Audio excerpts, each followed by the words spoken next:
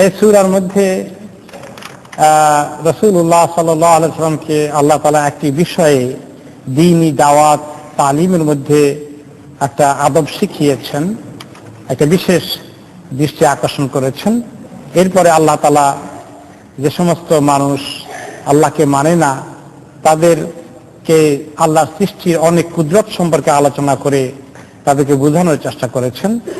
এরপরে আল্লাহ তাআলা যারা কিছুতেই ঈমান আনবে না তাদের করুণ পরিণতি কি হবে, কিয়ামতের দিন নিজ আপন জন থেকে মানুষ কিভাবে পালিয়ে দূরে চলে যাবে, ছেলে মেয়ে থেকে মা বাবা দূরে চলে যাবে, স্বামী স্ত্রীকে অপরকে দেখলে দৌড়ে পালাবে, অন্যদিকে চলে যাবে, কিছু চায় কিনা, এমন একটা কঠিন সময় আসছে। সেই সময়ের কথা সূরা শেষের দিকে বলেছেন আল্লাহ তাআলা। আবাসা ওয়া তাওয়াল্লা। আবাসা শব্দের অর্থ হচ্ছে কালা হাদি ওয়াজহিহি, অর্থাৎ নিজে বেশি গুরুত্ব দেয় নাই চেহারাটাকে। একজনকে ওয়েলকাম করলে কাউকে চেহারাটা আমাদের একটু হাসি খুশি ফুটে ওঠে, তাই না?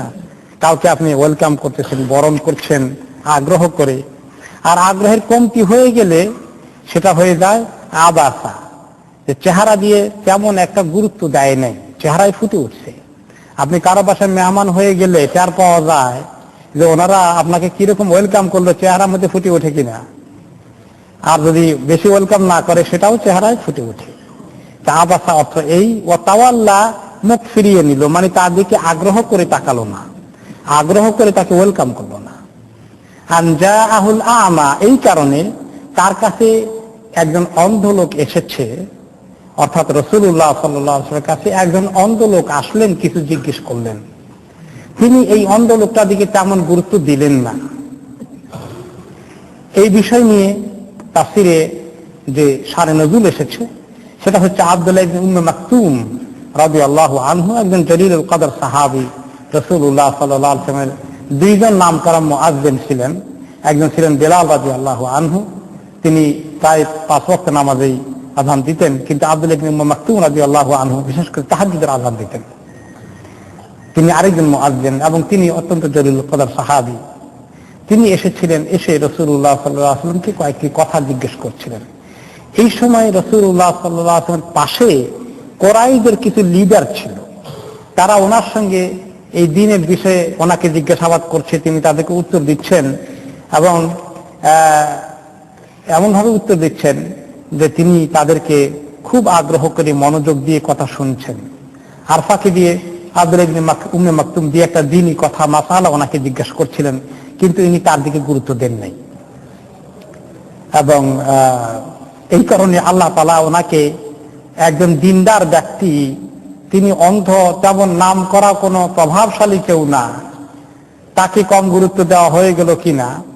আর যারা কাফেরদের নাম করা লিডাররা আছে, রাসূলুল্লাহ সাল্লাল্লাহু আলাইহি ওয়াসাল্লাম তাদেরকে একটু বেশি গুরুত্ব দিলেন কিনা, এই বিষয়টা নিয়ে আল্লাহ তাআলা ওনার কিছুটা তিরস্কারের মতো করলেন, মৃদু তিরস্কার করলেন। আসলে এটা বলেন নাই যে আপনি এটা করলেন, বলছেন যে মুখ ফিরাই নিল, বেশি ওয়েলকাম করলো না। আবাসা ওয়া তাওয়াল্লা, কেন করলো না? আনজা আহুল আমা, তার কাছে অন্ধ লোক আছে এই জন্য বেশি গুরুত্ব দিল না। তারপর আল্লাহ তাআলা বলছেন, আও ওমা ইউদরিকা লাআল্লাহু ইয়াযাক্কা, আপনি কি জানেন যে সেই যে ব্যাপারে আপনাকে জিজ্ঞাসা করে এই আব্দুল্লাহ ইবনে উম্মে মাকতুম, তার জিজ্ঞাসাটার মধ্যে কত আগ্রহ আছে, সে নিজে তাসকিয়া অর্জন করতে চায়, নিজে পবিত্রতা হাসিল করতে চায়, তার কত আগ্রহ আছে। আও ইয়াযাক্কারু ফাতানফাহু যিকরা, অথবা আপনাকে থেকে এমন জরুরি কথা শুনবে, নসিহত নেবে, নিয়ে এই নসিহত তাকে অনেক ফায়দা দেবে, সেই ব্যক্তি কারণে তেমন গুরুত্ব দেওয়া হলো না। আম্মা মান ইস্তাগনা, অথচ গুরুত্ব দেওয়া হলো ওই লোককে বা ওই লোকগুলোকে যারা নিজেরা খুব নিজেকে গনি মনে করছে, নিজেকে মুকাফিকিহীন মনে করছে, নিজেদের স্পর্ধা নিয়ে চলে। ফাআনতা লাহু তাসাদ্দা, আপনি তাদের দিকে খুব বেশি মনোযোগ দিচ্ছেন। ওমা আলাইকা আল্লাহ ইয়াযাক্কা, যাকে তাদেরকে বেশি মনোযোগ দেন, খুব ভালো করে বুঝাতে চান, তারা আপনি বলার পরে, সহজ সরল দাওয়াত দেওয়ার পরে যদি কবুল না করে, তার জন্য কি আপনি আল্লাহর কাছে দায়ী হবেন নাকি? তো আপনি এত আগ্রহ দেখানো দরকার কি অতিরিক্ত? ওয়া আম্মা মান জাআকা ইয়াসা, অথচ যে ব্যক্তি দৌড়ে আসলো হ্যাঁ আপনার কাছে, ওয়া হুয়া ইয়াখশা, সে আল্লাহকে ভয় করে, ফাআনতা আনহু তালাহা, তার থেকে আপনি মনোযোগ ঘুরিয়ে নিলেন, তার দিকে মনোযোগ দিলেন না। এই যে কথাবার্তা আসলো, সেই যে ওই সময় রাসূলুল্লাহ সাল্লাল্লাহু আলাইহি ওয়াসাল্লাম নিজে তো আসলে তিনি মুমিনদেরকে যথেষ্ট গুরুত্ব দেন। মুমিন ধনী না গরিব তিনি তো এই পার্থক্য করেন না, অন্ধ না চোখে দেখে সেটাও তিনি পার্থক্য করেন না। কিন্তু এই সময় তিনি একটু বেশি মনোযোগ ওইদিকে কেন দিলেন? কারণ হচ্ছে ওয়াকানাত ক্বাদ তাশাগালা আনহু বিরাজুলিন মিন উলামাইল মুশরিকিন, মুশরিকদের একটা বড় লিডার এসেছিল অথবা একাধিক লিডার এসেছিল। কেউ কেউ বলেছেন সে ছিল ওয়ালিদ ইবনে মুগীরা, অনেক বড় লিডার কাফেরদের। কোন কোন রিওয়ায়াতে আসছে তার তিনজন ছিল, উতবা, সাইবা, রবিয়ার দুই ছেলে এবং উবাই ইবনে খালাফ এসেছিল। এবং এই জন্য তারা, এবং কোন কোন রিওয়ায়াতে আসছে যে আরো কয়েকজন ছিল, ওনার চাচা আব্বাস ইবনে আব্দুল মুত্তালিব ছিলেন, উমাইয়া ইবনে খালাফ ছিল, ওয়ালিদ ইবনে মুগীরা, এই সমস্ত রাজাআন আন ইসলামা বি ইসলামিহিম গায়রিহিম, তিনি খুব বেশি আগ্রহ করেছিলেন যে এই লিডারগুলো যদি কোন রকম ইসলাম কবুল করে ফেলে তাহলে আশা করা যায় মক্কার বিশাল ফলোয়ার তাদের আছে, তারা সবাই দিন ইসলাম কবুল করে ফেলবে। তাহলে ওনার নিয়তের মধ্যে এমন কোন অবহেলা করার ভাব আসলে ছিল না, ভাবটা এটা নয়, বরঞ্চ এই লোকগুলোর ইসলাম কবুল করার মধ্যে ইসলামের ইতিহাসের মধ্যে একটা পরিবর্তন চলে আসতে পারে, এইরকম একটা খেয়াল ওনার ভিতরে আসছিল। এখন তারপরেও যখন আব্দুল্লাহ ইবনে মাকতুম দেখলেন ওনার দিকে মনোযোগ নাই, ওনার তো একটু কষ্ট লেগে গেছে দিলের মধ্যে, স্বাভাবিকভাবে, তাই না? তো আল্লাহ তাআলা ওনাকে সান্ত্বনা দেওয়ার জন্য সূরা নাযিল করে ফেললেন। আর এর মধ্যে শিক্ষা আছে, আমরা অবশ্য মাঝে মধ্যে এরকম মিস্টেক করে ফেলতে পারি, এখনো আমাদের আসলে হয়। একটু বড় লোক দেখলে আমাদের আগ্রহ বেড়ে যায়, আর একটু কম বড় লোক দেখলে আগ্রহের কমতি হয়ে যায়, এটা সত্য কথা। এখন এখানে যদি কোনো এমপি সাহেব ঢুকে তো বাকি লোকেরা কি করবে? কি যে দৌড়াদৌড়ি শুরু হয়ে যাবে। হ্যাঁ, তো এটা মানুষের হিউম্যান নেচারে দুর্বলতা চলে আসে। এখন এখানে আল্লাহ তাআলা যারা দাঈ ইলাল্লাহ, দ্বীনের দাওয়াত দেবেন, আসলে তাদেরকে ট্রেনিং দেওয়া আল্লাহ তাআলার উদ্দেশ্য, তাদেরকে তারবিয়ত দেওয়া উদ্দেশ্য। তোমরা যারা দ্বীনের কাজ করবে, তোমরা যেন বড় লোক দিলেই শুধুমাত্র দৌড়াদৌড়ি না করো, দ্বীনের কাজের মধ্যে বড় ছোট সবাই সমান, এটা মনে রাখো। এটা আসলে আমাদেরকে তালিম তারবিয়ত দেওয়াটাই, এই সুযোগকে আল্লাহ তাআলা কাজে লাগিয়েছেন। আর কেউ যদি এরকম করে তাহলে তারা যেন এখান থেকে শিক্ষা নেয়, সেটাই আসলে এখানে দৃষ্টি আকর্ষণ করা হয়েছে।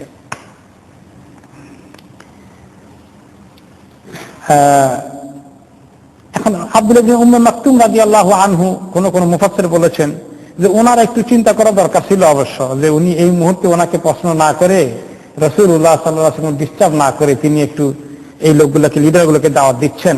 ওনার উদ্দেশ্য শুধু লিডারদের কদর করা না, লিডারদের মাধ্যমে বাকিদেরকে পাওয়ার একটা বিশাল সুযোগ হয়ে যায় কিনা, এই আগ্রহটা। এই জন্য আব্দুল্লাহ ইবনে উম্মে মাকতুম একটু সবর করলে ভালো হতো। এখন আব্দুল্লাহ ইবনে উম্মে মাকতুম চোখে দেখেন না, বিধায় হয়তো বা তিনি খেয়াল করতে পারেন না যে রাসূলুল্লাহ সাল্লাল্লাহু আলাইহি ওয়াসাল্লামের কাছে কে কে কথা বলছেন এবং তিনি তাদেরকে কিভাবে একটু গুরুত্ব দিয়ে কথা বলছেন, উনি হয়তো এটা রিয়েলাইজ করেন নাই। সেই কারণে আমরা কোন কোন তাফসীর বলেছে যে ইবনে উম্মে মাকতুম একটু তাড়াহুড়া করে ফেলেছিলেন, ওনার উচিত ছিল এরকম না করা। কেউ কেউ ওনার মৃদু সমালোচনা করেছেন। তো তার জবাব হচ্ছে যে হয়তোবা তিনি এটা রিয়েলাইজ করতে পারেননি। এরপরে মানুষকে দাওয়াত দেওয়ার ক্ষেত্রে যে ওমা ইউদরিকা লাআল্লাহু ইয়াযাক্কা, আপনি তো জানবেন না কে হেদায়েত নিবে আর কে নিবে না। দাওয়াত দেওয়ার ক্ষেত্রে দাওয়াত দিয়ে যেতে হবে, হেদায়েত দেওয়ার মালিক আসলে আল্লাহ তাআলা। আপনার আমার আগ্রহ বেশি থাকলেই কোনো গ্যারান্টি নাই। আল্লাহ তাআলা কি বলেছেন অন্য আয়াতে, ইন্নাকা লা তাহদি মান আহবাবতা ওয়ালাকিন্নাল্লাহা ইয়াহদি মান ইয়াশা। আপনি যাকে চাইবেন তাকে কি হেদায়েত দিতে পারবেন? আল্লাহ তাআলা যাকে চান তাকে হেদায়েত দান করেন। আল্লাহ তাআলার চাওয়া লাগবে, আর আল্লাহ তাআলা তো যাকে চান, যে পাওয়ার উপযুক্ত তাকেই আল্লাহ তাআলা চান এবং দেন, আর যে পাওয়ার উপযুক্ত নয় তাকে আল্লাহ তাআলা দেন না। কে উপযুক্ত আর কে উপযুক্ত নয় এটা অবশ্য আমরা জানি না। সেই জন্য আমাদেরকে দাওয়াত দিয়ে দিতে হবে। আর দাওয়াত দেওয়ার ক্ষেত্রে একেবারে মরিয়া হতে হবে, নট নেসেসারি। আপনি দাওয়াত দেন, ধনী গরিব সকলের কাছে পৌঁছাই দেন, কিন্তু কোনো কোনো সময় আল্লাহ তাআলা নিজেও অবশ্য লিডার পর্যায়ের লোকদেরকে বেশি গুরুত্ব দিয়ে দাওয়াত দেওয়ার মতো বলেছেন। যখন মুসা আলাইহিস সালামকে পাঠালেন, বলে দিলেন যে ফেরাউনের কাছে যান, তাকে দাওয়াত দেন, ওয়াকুল আল্লাহু কাওলান লাইয়িনা, আর একটু নরম ভাষায় করেন, বেশি কড়া ভাষা ব্যবহার করেন না। আশা করা যায় হয়তো বা সে ঈমান কবুল করতেও পারে, কিন্তু আল্লাহ তাআলা কি জানেন না যে সে করবে না? জানেন। আল্লাহ তাআলা জানেন, সেটা বললেন না যে কি হবে না হবে, বললেন তোমরা যাও, তোমরা আশা রাখো, এই আশা নিয়ে যাও যে কবুল করবে। কিন্তু ওইখানে আল্লাহ তাআলা লিডারের কাছে যেতে বলেছেন, কারণ লিডার ঠিক হয়ে গেলে কওম ঠিক হওয়া সহজ হয়ে যায়। এই জন্য লিডারদেরকে দাওয়াত দেওয়ার ক্ষেত্রে যে দিনের মধ্যে, দিনই দাওয়াতের মধ্যে যথেষ্ট গুরুত্ব আছে ঠিকই, কিন্তু আবার যেন এই ক্লাস ডিফারেন্স করে মানুষের মধ্যে বৈষম্য সৃষ্টি না করা হয়, এবং যারা লিডার নয় তারা যেন মানসিকভাবে আহত না হয়ে যায়, তারা যেন দুঃখ কষ্ট না পায়, এটাও আবার খেয়াল করতে হবে। দাওয়াত দেওয়ার কাজটা কি সহজ কাজ নাকি? অনেক কঠিন কাজ আছে। এখন আপনি যদি একবার এই দেখেন, যেখানে রাসূলুল্লাহ সাল্লাল্লাহু আলাইহি ওয়াসাল্লাম ব্যালেন্স রক্ষা করতে কষ্ট হয়ে গেছে, ওদিকে নজর দিতে গিয়ে এই যারা কষ্ট পেয়ে গেছে। এই জন্য যারা দ্বীনি দাওয়াতের কাজের নেতৃত্ব দেন, তাদের টাস্কটা অনেক কঠিন টাস্ক। তাদেরকে সব দিক ব্যালেন্স ঠিক রাখা খুব কঠিন হয়ে যায়। এদিকে লোককে খুশি করলে ওদিকে লোক বেজার হয়ে যায়, তারা অনেক বড় পরীক্ষার পরে থাকেন। তো এই কষ্টের কাজ করতে হবে। যে যত বড় বেশি দায়িত্বশীল, যার উপরে আল্লাহ তাআলা কঠিন দায়িত্ব বেশি দেন, তার কষ্টটা তো দায়িত্ব পালন করতে অনেক বেশি হয়ে যায়, এটা সত্যি কথাই। তবে পুরস্কারও তো তত বড় হবে আল্লাহ তাআলার কাছে। যে যত কষ্ট করে দিনের দায়িত্ব পালন করবে, পুরস্কার তার তত বেশি হবে। ইমাম ইবনে কাসীর রাহমাতুল্লাহ আলাইহি বলেন, ওয়ামিন হাহুনা আমার আল্লাহু তাআলা রাসূলুল্লাহ সাল্লাল্লাহু আলাইহি ওয়াসাল্লাম আল্লাহ ইয়াখুসসা বিল ইনজারি আহাদান বাল ইসাউই ফীহি বাইনা আশ-শরীফ ওয়াদ দাঈফ, বাইনা আল-ফাকির ওয়াল গানী ওয়াস সাদাতি ওয়াল আবিদ ওয়ার রিজাল ওয়ান নিসা। এখানে আল্লাহ তাআলা প্রিন্সিপাল দিয়ে দিলেন যে আপনি দাওয়াত দিবেন, আপনার দাওয়াত হবে সার্বজনীন।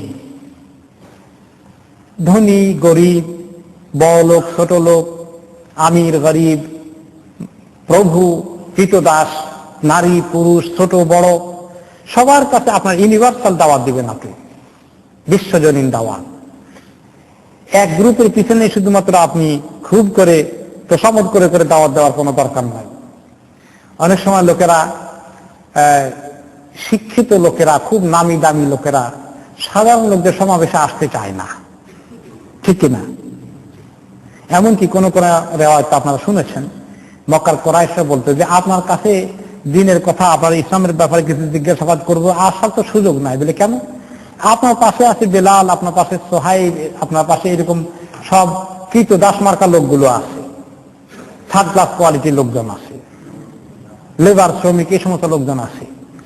আমরা হলাম অনেক ভিআইপি, অনেক উঁচু সমাজে অ্যারিস্টোক্রেটিক লেভেলের লোকজন। আমরা এই সমস্ত সাধারণ মানুষের সঙ্গে বসে আপনার সঙ্গে কথা বলবো, শুনবো, এটা কি আমাদের জন্য সম্ভব? এই তাকাব্বুর তাদের ভিতরে ছিল।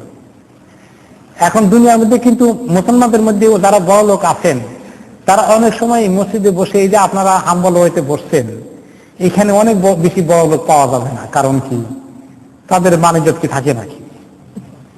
নাউযুবিল্লাহ। এই জন্য তারা অনেকেই বঞ্চিত থাকে, দেশেও, এখানে শুধু নয়, দেশেও। এই যে বিশাল বিশাল ওয়াজ মাহফিল থেকে শুরু করে সিরাত মাহফিল, অনেক কিছু তাফসীর মাহফিল হয়, আপনি দেখবেন অতি নামি দামি লোকেরা সেখানে নাই। তারা নিজেকে, ওই দেখেন, ওই কাফেররা যেভাবে দিনকে মিস করেছে, নিজের এত নাম দামের পজিশন চিন্তা করতে গিয়ে, মুসলমানদের মধ্যেও তাই। যারা হাম্বল হয়েছে এরকম মাহফিল গুলোতে দিনের কথা শুনতে, সাধারণ মানুষের সঙ্গে বসে না, ওই আলাদা জগতে, বড় লোকের জগতে বসবাস করে, আসলে দিনকে তারাও মিস করে। আল্লাহ তাআলা এটাই সুন্নাত, যে যারা নবী পয়গম্বর হবেন, যারা দুনিয়াতে দায়ী ইলা আল্লাহ হবেন, তারা সর্বসাধারণের জন্য কথা বলে যাবেন। এই সর্বসাধারণের ভিতরে যদি বড় লোকরা ঢুকে তাদের কপালে থাকে, দিন কবুল করবে। আর যদি তাদের কপালে না থাকে, তাদের জন্য আলাদা। অনেক সময় ইসলামের কাজ যারা করেন তারা মনে করেন যে আমরা বড় লোকদের পাওয়া দরকার, বুদ্ধিজীবীদেরকে পাওয়া দরকার, পণ্ডিতদেরকে পাওয়া দরকার, প্রফেশনালদেরকে পাওয়া দরকার। আমাদের এই সাধারণ দিনের কাজের মধ্যে তারা আসবে না, সামথিং স্পেশাল তাদের জন্য করা দরকার। ইমাম ইবনে কাসির রাহমাতুল্লাহ আলাইহি বললেন যে স্পেশালের চিন্তা না করার জন্য আল্লাহ তাআলা নবী করিম সাল্লাল্লাহু আলাইহি ওয়াসাল্লাম বলেছেন, কোন স্পেশাল ট্রিটমেন্ট নাই।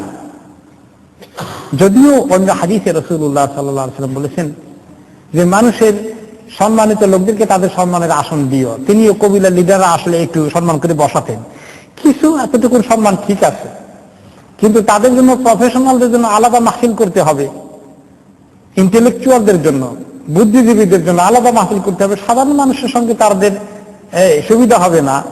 এই মানসিকতাটা ভেরি নেগেটিভ। এইটাকে এন্টারটেইন করতে আল্লাহ তাআলা নিষেধ করে দিয়েছেন। ইমাম ইবনে কাসির রাহমাতুল্লাহ আলাইহি তাফসীরে এই আন্ডারস্ট্যান্ডিং নিয়ে এসেছেন। দেখ, আল্লাহ তাআলা ওনাকে কিছুটা তিরস্কারই করলেন। এই তিরস্কারের কারণে রাসূলুল্লাহ সাল্লাল্লাহু আলাইহি ওয়াসাল্লাম নিজেও আরেকটু সতর্ক হয়ে গেলেন। এবং পরে রিওয়ায়াত এসেছে, যখন রাসূলুল্লাহ সাল্লাল্লাহু আলাইহি ওয়াসাল্লাম আব্দুল্লাহ ইবনে উম্মে মাকতুমকে দেখতেন, তখন তিনি কি করতেন, কোন কোন রিওয়ায়াতে আসছে আব্দুল্লাহ ইবনে উম্মে মাকতুমকে পরে দেখলে তিনি নিজের চাদর বিছিয়ে দিতেন। ওনার কাছে আসলে নিজের গায়ের চাদর বিছিয়ে দিয়ে বলতেন, মারহাবান বিমান আতাবানি ফিহি রাব্বি, ওই লোককে মারহাবা যার বিষয়ে আল্লাহ তাআলা আমাকে তিরস্কার করেছেন, বসেন আপনি। দেখেন রাসূলুল্লাহ সাল্লাল্লাহু আলাইহি ওয়াসাল্লাম কিভাবে আল্লাহ তাআলার এই কথাটাকে রেসপন্ড করেছেন পজিটিভলি। তিনি তার সম্মান আরো বাড়িয়ে দিলেন। ওয়া ইয়াকুলু হাল মিন হাজা, আর জিজ্ঞাসা করতেন আপনার কোনো কথা আছে, আপনার কিছু বলার ব্যাপার আছে। ওনাকে দেখলেই তিনি তখন এভাবে এটা বাড়িয়ে দিতেন। আল্লাহ তাআলা নবী করিম সাল্লাল্লাহু আলাইহি ওয়াসাল্লাম তো তিনি তো আসলে নিজে ইচ্ছা করে তিনি তার গুরুত্ব কম দেননি। শুধুমাত্র একটা সৎ উদ্দেশ্য ছিল, ভালো ইন্টেনশন ছিল যে এই লোকগুলো ইসলাম কবুল করলে একটা বিরাট প্রভাব পড়বে, কিন্তু সেটাকেও আল্লাহ তাআলা সংশোধন করে দিয়েছেন। তাহলে আম্মা মান ইস্তাগনা ফাআনতা লাহু তাসাদ্দা, যে ব্যক্তি পরোয়া করে না, আপনার থেকে শিখতে চায় না, আপনার থেকে পজিটিভলি শুনতে চায় না, তার ব্যাপারে আপনি খুব খাড়া হয়ে তাকে খুব গুরুত্ব দিচ্ছেন। ওমা আলাইকা আল্লাহ ইয়াজ্জাক্কা, এই লোক আপনার সাধারণ দাওয়াত কবুল না করে তাকে স্পেশাল দাওয়াত দরকার নেই। যদি সাধারণ দাওয়াতে সে এই পবিত্রতার রাস্তা গ্রহণ না করে, আপনার এত চিন্তা করা কোনো দরকার নেই, এই ব্যাপারে আপনাকে দায়ী করা হবে না। ওয়া আম্মা মান জাআকা ইয়াসা, যে ব্যক্তি দৌড়ে আপনার কাছে আসে, আগ্রহ করে এসেছে, ওয়া হুয়া ইয়াখশা, সে আল্লাহ তাআলাকে ভয় করে, ফাআনতা আনহু তালাহা, আপনি তার থেকে বিমুখ হয়ে আছেন, অমনোযোগী হয়ে গেছেন।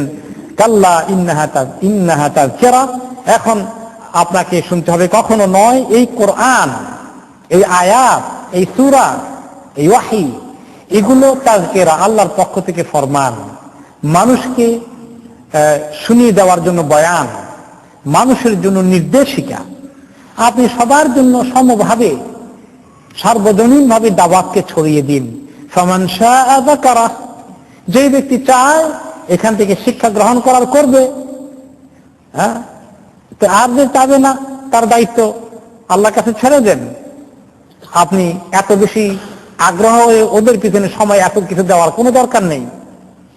ফি সুহুফিন মুকাররামাহ, এই কিতাব আপনাকে দিয়েছি যেটাকে তারা শুনে না, গ্রহণ করে না, এটা কি কোনো সাধারণ কিতাব? ফি সুহুফিন মুকাররামাহ, এটা এমন পৃষ্ঠার মধ্যে লেখা আছে যেগুলো সম্মানিত পৃষ্ঠা, যে পৃষ্ঠাগুলো দুনিয়ার মানুষের কাছে, আমাদের কাছে কোরআনের আসল পৃষ্ঠা তো নাই, এগুলো তো আমরা নিজেরা বানিয়েছি, কাগজ দিয়ে লিখি। আসল পৃষ্ঠা যেটা আছে, বাল হুয়া কুরআনুম মাজিদুন ফি লাওহিন মাহফুজ, আল্লাহ তাআলা লাওহে মাহফুজ লেখা আছে, সেখানে এই কোরআন ওইখান থেকে এসেছে। মানুষ দুনিয়াতে কত বই কিতাব লিখে একেবারে তাক পূর্ণ করে ফেলছে, সেরকম কোন কিতাব তো আপনাকে দেয়নি। যালিকাল কিতাবু লা রাইবা ফীহি, এমন কোন শুভ সন্দেহ নাই, আল্লাহর কাছ থেকে স্বয়ং আল্লাহ তাআলার কালাম, এবং অতি পবিত্র পৃষ্ঠায় বোর্ডে এটা রাখা আছে। মারফুআতিন মুতাহহারা, এটা অনেক উঁচুতে রাখা আছে। সেই লাওহে মাহফুজ কত উঁচুতে, একেবারে আল্লাহ তাআলা আরশের নিচে। মুতাহহারা, অনেক পবিত্র, এত পবিত্র যে অপবিত্রতা সেটাকে টাচ করতে পারে না। বেআইদি সাফারাতিন কিরামিন বারারা, এটা তো ওই সমস্ত ফেরেশতাদের হাতে থাকে যে সমস্ত ফেরেশতারা মানুষের মধ্যে আল্লাহ তাআলার মধ্যে দুটি আলীর কাজ করেন, দূত হিসাবে কাজ করেন। যেমন জিবরাইল আলাইহিস সালাতু ওয়াস সালামের মতো ফেরেশতারা এই কোরআনকে রক্ষণাবেক্ষণ করেন, এক জায়গা থেকে আরেক জায়গায় পৌঁছিয়ে দেন। এটা কোন জায়গার কিতাব, কত উঁচু কিতাব, কত দামি কিতাব। বেআইদি সাফারা আর কিরামিন বারারা, অতি সম্মানিত নেক লোকজন তারা, যারা এই কোরআনকে নিয়ে যারা ডিল করে। তো এখানে এই বেআইদি সাফারা এরা কারা? হুমুল মালাইকা, অনেক মুফাসসিরিন কেরাম বলেছেন তারা হচ্ছেন মালাইকা, ফেরেশতা। আবার কেউ কেউ বলেছেন তারা হচ্ছেন আসহাবু মুহাম্মাদিন সাল্লাল্লাহু আলাইহি ওয়াসাল্লাম, তারা হচ্ছেন রাসূলুল্লাহ সাল্লাল্লাহু আলাইহি ওয়াসাল্লামের সাহাবায়ে কেরাম। কাজেই এই সাফারাতিন বলতে কেউ কেউ ফেরেশতাকে বুঝিয়েছেন, আর কেউ কেউ বুঝিয়েছেন তারা হচ্ছেন রাসূলুল্লাহ সাল্লাল্লাহু আলাইহি ওয়াসাল্লামের সাহাবাগণ, কারণ তারা এই কোরআনকে পরবর্তী পর্যায়ে উম্মতকে পৌঁছে দিয়েছেন এবং তারা ছিলেন সম্মানিত, তারা ছিলেন নেককার। আর কেউ কেউ বলেছেন তারা, ওদের ভিতরে ওই এমন লোক আছেন যারা সাহাবাদের পরে উম্মতের মধ্যে কোরআন সম্পর্কে বেশি লেখাপড়া করেছেন, কোরআনের যারা হেফজ করেছেন, কোরআনকে যারা সুন্দর কেরাত সহকারে পড়েছেন, তাজবিদ সহকারে পড়েছেন, কোরআনকে যারা বুঝেন এবং মানুষকে বুঝান, তারাও এর ভিতরে শামিল হয়ে গেছেন। এই জন্য কোরআনের ব্যাপারে একটা হাদিস এসেছে, আল্লাযী ইয়াকরাউল কোরআন ওয়া হুয়া মাহিরুন বিহি মা সাফারাতিল কিরামিল বারারা, যে ব্যক্তি কোরআনকে ভালো করে পড়ে, খুব সুন্দর করে তাজবিদ, মাখরাজ, মুদুদ, নুনে সাকিন এবং গুন্নার আহকামগুলো সুন্দর করে পড়ে, সেই ব্যক্তি জায়গা হয়ে যায় আল্লাহ তাআলার কাছে, মর্যাদা হয়ে যায়, সম্মানিত ফেরেশতাদের লেভেলে আল্লাহ তাআলা তাকে পৌঁছে দেন, তার এত সওয়াব হয়ে যায়। অথবা তাকে আল্লাহ তাআলা সাহাবাদের মর্যাদায় পৌঁছে দেন, কোরআন ওয়ালা হয়ে যায় সে। আর যে ব্যক্তি ওয়াল্লাযী ইয়াকরাউহু ওয়া হুয়া আলাইহি শাক্কুন লাহু আজরান, আর যে ব্যক্তি কোরআন পড়ে কিন্তু তার পড়তে খুব এক্সপার্ট না, এত ভালো করে এখনো তাজবিদ শিখেনি, কিন্তু শেখার চেষ্টা করতেছে, নতুন করে শেখা শুরু করে যখন পরে তখন তো কঠিন লাগে। যারা বাচ্চা বয়সে শিখছে তারা তো শিখছেই, আর যারা বুড়ো বয়সে শিখতে আসেন অনেক কঠিন হয়ে যায়। তো যারা এরকম কঠিন অবস্থায়ও কোরআনকে ছাড়া শিখা ছেড়ে দেয় না, কোরআনকে কষ্ট করে শিখে এবং পড়তে তার খুব কষ্ট হয়, মনে হয় দাঁত ভেঙে যাবে, এত কষ্ট হয়। তো এত কষ্ট করি যে এখন শিখে, আল্লাহ তাআলা তাকে ডবল পুরস্কার দিবেন। একটা হলো এই কষ্ট করে যে পড়তেছে, পড়ার সওয়াব লিকুল্লি হারফিন আশারা, প্রত্যেকটি হারফ উচ্চারণ করার জন্য 10টা করে নেকি। আর আরেকটা ওই দ্বিতীয় নেকি আসবে কি জন্য? এত কষ্ট যে হচ্ছে, কত কষ্ট হয়। আর যারা ভালো করে শিখে ফেলেছেন তাদের তো এত কষ্ট হয় না। তো দুই রকম পুরস্কার, দুইটা পুরস্কারই আকর্ষণীয়। যারা ভালো করে শিখছেন তাদেরকে হয়তো ফেরেশতাদের মতো আল্লাহ সম্মান দিচ্ছেন, অথবা সাহাবাদের মতো আল্লাহ তাআলা পজিশন দিচ্ছেন। আর যারা খুব কষ্ট করে পড়ে পড়ে আস্তে আস্তে ঠিক করতেছেন তাদেরকে আল্লাহ তাআলা ডবল পুরস্কার দিচ্ছেন। দুইটাই আকর্ষণীয়। এই জন্য যারা অনেক বয়স হয়ে গিয়েছে, অনেকে মনে করেন কোরআন পড়া শিখেননি, এখন 40-50 হয়ে গেছে বয়স, এখন কোরআন শরীফ পড়তে পারেন না, কত বড় ক্ষতি না, কত বড় লস জীবনে। কোরআন শরীফ শিখতে হবে, এবং এই বুড়া বয়সে কষ্ট হয় একটু, বাচ্চাদের তুলনায় বেশি কষ্ট হবে। কষ্ট করে পড়লে সওয়াব দ্বিগুণ হবে। এই জন্য আপনারা ছাড়বেন না, কেউ এমন যেন না ঘটে যে কোরআন না শিখেই কবরে চলে গেলেন। যারা আমাদের মধ্যে এমন সৌভাগ্য হয়নি, এখনো গিভ আপ করবেন না। আপনার বয়স যতই হোক পড়ুন, শিখার চেষ্টা করুন, কায়দা থেকে শুরু করুন, লজ্জার কিছু নাই।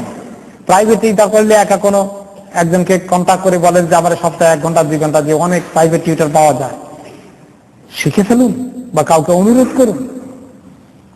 আমি এক্সাম্পল দিয়েছিলাম যে আমার ছোটকালে দেখেছিলাম, তখন মক্তবে পড়েছি, 70 বছর এক হাজী সাহেব আমাদের সঙ্গে মক্তবে লাইনে বসে পড়তেন। আমার এখন আর মনে নাই তিনি কোরআন শরীফ পড়া শিখতে পারছেন কি পারেননি, কিন্তু ওনাকে এই কষ্ট করতে দেখেছি আমি। হজ করে এসে তারপরে কায়দা নিয়ে বসছেন। তো এইরকম কোরআন পড়ার এই ফজিলত, কোরআন ওয়ালারা আল্লাহ তাআলা এত মর্যাদা আল্লাহ তাআলার কাছে আছে। যাই হোক, আল্লাহ তাআলা বললেন যে এই কোরআন যারা শিখে তারা কত বড় নিয়ামতকে শিখে, আর যারা এই কোরআনকে শিখে না এবং বর্জন করে, শুনে না, তারা কত বড় নিয়ামতকে বর্জন করে। তো যারা কোরআনের ইলম আল্লাহ তাআলা দিয়েছেন, কোরআনকে শিখেছেন, হেফজ করেছেন, কোরআন তাজউইদ শিখেছেন, তাফসীর পড়েছেন, মাশাআল্লাহ, আল্লাহ তাআলা বিশাল নিয়ামতের চর্চা করার তৌফিক আল্লাহ তাআলা আপনাকে দিলেন। যারা মিস করেছি আমরা যেন মিস না করে এই অবস্থায় যেন কবরে না যাই। এখন এই এত বড় নিয়ামতকে, কোরআনকে মক্কার কাফেররা শুনতে পাচ্ছে না, তারা কাছেও আসে না, শুনতেও চায় না। উনি তেলাওয়াত করলে কানের মধ্যে আঙ্গুল ঢুকিয়ে দেয়, লোককে পাহাড় দেয়, কেউ শুনো না, শুনলে এটার আসর তোমার দিলের ভিতরে ঢুকে যাবে। কবিতা, তারপরে সাহিত্য, এরপরে এই সমস্ত জাদু চর্চা, এগুলো বলে কোরআনকে যখন তহমত দিচ্ছে, তখন আল্লাহ তাআলা বলছেন এত সুন্দর কোরআন দিলাম, আর মানুষ কি বলে দেখো। কুতিলাল ইনসানু মা আকফারাহ, মানুষ হালাক হয়ে যায়। ইনসান যে কোরআনকে এভাবে অবজ্ঞা করে, কোরআনকে এভাবে ফেলে দেয়, কোরআনকে এভাবে বর্জন করে, সে ধ্বংস হয়ে যাক। মা আকফারা, কত বড় কুফরি সে করে, এই কোরআন আল্লাহ তাআলা কালামকে সে অস্বীকার করছে। কুতিলাল ইনসানু মা আকফারা, আল্লাহ তাআলা এই কোরআনকে বলছেন যে ব্যক্তি এই কুফরি করে সে অনেক বড়, কোরআনকে অস্বীকার করে অনেক বড় কুফরি করে, সে হালাক হয়ে যাক, সে ধ্বংস হওয়ার উপযুক্ত। মিন আইয়ি শাইইন খালাকা, সে কি চিন্তা করে দেখেছে কোন জিনিস দিয়ে আল্লাহ তাআলা তাকে তৈরি করেছেন? সে যে এত বড় সীমা লঙ্ঘন করে। কুতিলাল ইনসান, কুতিলা মানে হলো কতল থেকে সে হালাক হয়ে যায়, সে কতল হয়ে যায়, তার ধ্বংস হোক, তার মৃত্যু হোক। এই আয়াতের তাফসীরের মধ্যে ইমাম কুরতুবী রাহমাতুল্লাহ আলাইহি একটা সুন্দর ঘটনা উল্লেখ করেছেন সিরাতে পাক থেকে। সেখানে এসেছে যে কোন কোন রিওয়ায়াতে ইবনে আব্বাস রাদিয়াল্লাহু আনহু বর্ণনা করেছেন যে এই আয়াতটা খাস করে উতবা ইবনে আবি লাহাব, আবু লাহাবের একটা ছেলে ছিল, তার নাম হলো উতবা। এই দুষ্ট তার এই ছেলে, এর ব্যাপারে বিশেষ করে এই আয়াত নাযিল হয়েছে। সেটা কি? ওয়া কানা কাদ আমানা, সেই ব্যক্তিটা প্রথমে ঈমান এনেছিল রাসূলুল্লাহ সাল্লাল্লাহু আলাইহি ওয়াসাল্লামের প্রতি, তারপর হঠাৎ করে মুরতাদ হয়ে গেল, ঈমান থেকে চলে গেল আবু লাহাবের ছেলে। কারণ ওয়ান-নাজম সূরা নাযিল হওয়ার কারণ হলো যে সেখানে সূরা নাজমের মধ্যে মেরাজের কথা আসে, তাই না? এরকম যখন মেরাজের ঘটনা হয় তখন মক্কার কিছু লোক অলরেডি কুফরি করে ফেলল, মুরতাদ হয়ে গেল। তারা বলা বলে শুরু করলো, এতদিন যা বিশ্বাস করছি এখন তো আর বিশ্বাস করার মতো না।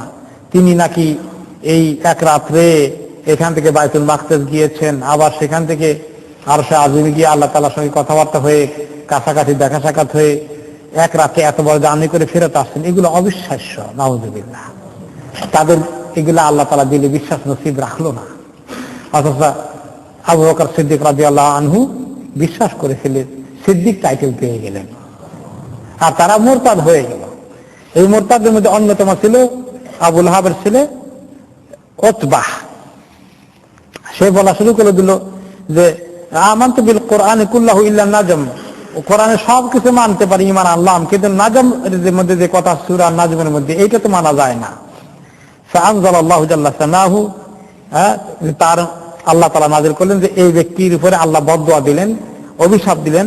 আই লুইনা উতবা হাইসু কাফারা বিল কোরআন, কোরআনের একটা সূরাকে ডিনাই করা মানে পুরো কোরআনকে ডিনাই করা। এই জন্য এমনকি রাসূলুল্লাহ সাল্লাল্লাহু আলাইহি ওয়াসাল্লাম তার বিরুদ্ধে দোয়া করে ফেললেন। সে আরো সীমা লঙ্ঘন করলো, শুধু মোরতাদ হলো না, দুশমনী আরো বাড়িয়ে দিল। মোরতাদ হয়ে এবার মোরতাদের আর দুশমনী আরো বাড়িয়ে দেয়। তখন রাসূলুল্লাহ সাল্লাল্লাহু আলাইহি ওয়াসাল্লাম দোয়া করলেন, বদদোয়া করলেন এই উতবার ব্যাপারে। উতবা ইবনে আবি লাহাব আল্লাহুম্মা সাল্লিত আলাইহি কালবাকা আসাদ আল গাদেরা, যে আল্লাহ তাআলা গাদেরা এলাকার যে বাঘ আছে বা সিংহ আছে, এই সিংহকে এর উপরে আল্লাহ আপনি চাপিয়ে দেন, তার পিছনে লাগিয়ে দেন। সে তো ওই গাদেরা এলাকায় ক্রস করে সিরিয়ায় ব্যবসা বাণিজ্য করতে যায় মক্কা থেকে শাম দেশে। তো ফাখারাজা মিন ফাওরিহি বিতিজারাতিন ইলা শাম, কয়েকদিন পরেই তার সিরিয়া দেশে ব্যবসা করতে যাওয়ার দরকার হয়ে গেল, বিজনেস ট্রিপে গেল। ফালাম্মা ইনতাহা ইলাল গাদেরা তাযাক্কারা দুআ আন-নবী সাল্লাল্লাহু আলাইহি ওয়াসাল্লাম। এই গাদেরা এলাকায়, মক্কা এবং সিরিয়ার মাঝখানে আল গাদেরা একটা এলাকা, একটু বন জঙ্গল আছে, ওখানে কিছু এইরকম বাঘ ভাল্লুক আছে। ওই জায়গা যখন সে পৌঁছলো, এখন তার মনে পড়লো এই মুহাম্মদ আমার বিরুদ্ধে বদদোয়া করে বলছে আল গাদেরা এলাকার সিংহ যেন আমার উপরে সওয়ার হয়ে যায়, এই বদদোয়াটা করছে, আমার আজকে উপায় কি হবে। ওইখানে তাদের ওইটার কাছেই রাত্রি বেলা অবকাশ যাপনের সময় আসলো, কারণ তারা কারাভান কাফেলা নিয়ে যখন চলতো রাত্রের বেলায় যেখানে রেস্ট নেওয়া দরকার, ব্রেক অফ জার্নি করে, সেখানে তারা ঘুমাতো। তখন সে বলল যে এখানকার জার্নি আমার জন্য খুবই বিপজ্জনক হওয়ার সম্ভাবনা আছে। ফাজাল আলিমান মাহু আলফা দিনার ইন হুয়া আসবাহা হাইয়ান। সে তার দলের লোকদেরকে বলল যে তোমরা কয়জন আছো, সবাই 1000 করে দিনার পাবা আমাকে পাহারা দিবার আছে, আমাকে যেন কোনো আসাদ বা কোনো সিংহ বাঘ এসে আমাকে হামলা না করতে পারে, তোমরা সবাই পাহারা দিবা। তোমরা দরকার হলে ঘুম কোরবানি করে দাও, আমি যদি ঘুমিয়ে পড়ি আমাকে পাহারা দিবা, সবাইকে 1000 দিনার করে দেবো সকালবেলা যদি আমি রাত্রে বেঁচে যাই। এখানে আসার পরে তার মনে হয়েছে যে এরকম বদদোয়া তো রাসূলুল্লাহ সাল্লাল্লাহু আলাইহি ওয়াসাল্লাম করেছেন, এবং তারা জানে যে তিনি ওনার দোয়া এবং বদদোয়া দুইটাই আল্লাহ তাআলা কবুল করবেন। জালিমরা জেনে বুঝেও দেখছেন তাদের সীমা লঙ্ঘন বাঁচতে চায়। এখন তারা চিন্তা করলো, যারা তার সঙ্গে সঙ্গী ছিল, তারা বলল ফাজআলুহু ফি ওয়াসাতির রুফকা ওয়া জাআলুল মাতাআ হাওলাহু। তারা কি করলো, তাকে একদম মাঝখানে রাখলো রাতের বেলায়, তার চতুর্পাশে তাদের ব্যাগ এন্ড ব্যাগেজ গুলো দিয়া, সবগুলোর দিয়ে একটা ব্যারিকেড দেওয়ালের মতো বানাই ফেললো।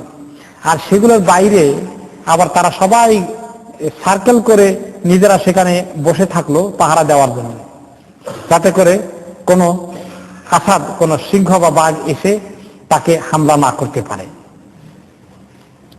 ওয়া বাইনামা হুম আলা যালিকা আকবালাল আসাদ।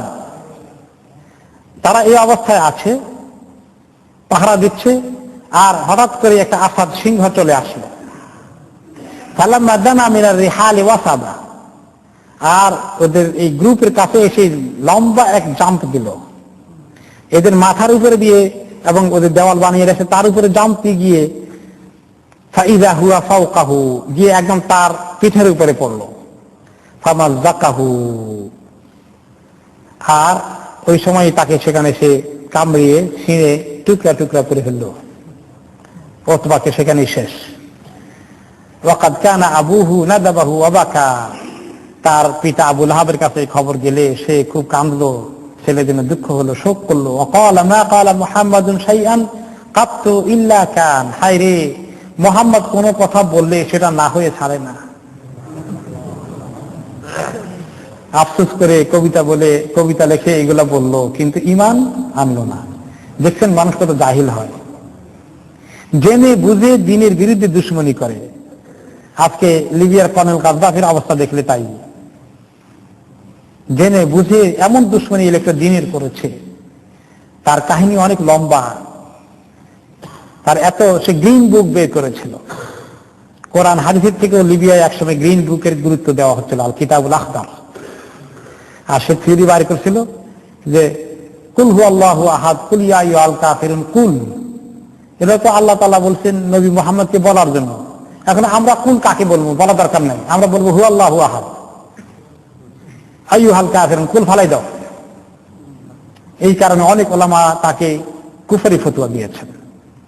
আর সেই দেশে যদি মানে এত অত্যাচার, ত্রাসের অত্যাচার সে কায়েম করেছে, তার মিডিয়ার মাধ্যমে আপনারা কিছু দেখছেন। এখন শুধু ওইখানে নাকি সারা দুনিয়া বাকি মুসলমানদের দেশে ইসলামের বিরুদ্ধে দুশ্মনী মুসলমানরা জেনে শুনে কিভাবে করে। খেলা দেখার জন্য, খেলা উদ্বোধনের জন্য বাইতুল মুকাররমের আজান বন্ধ মাইকে, দেখছেন অবস্থায়।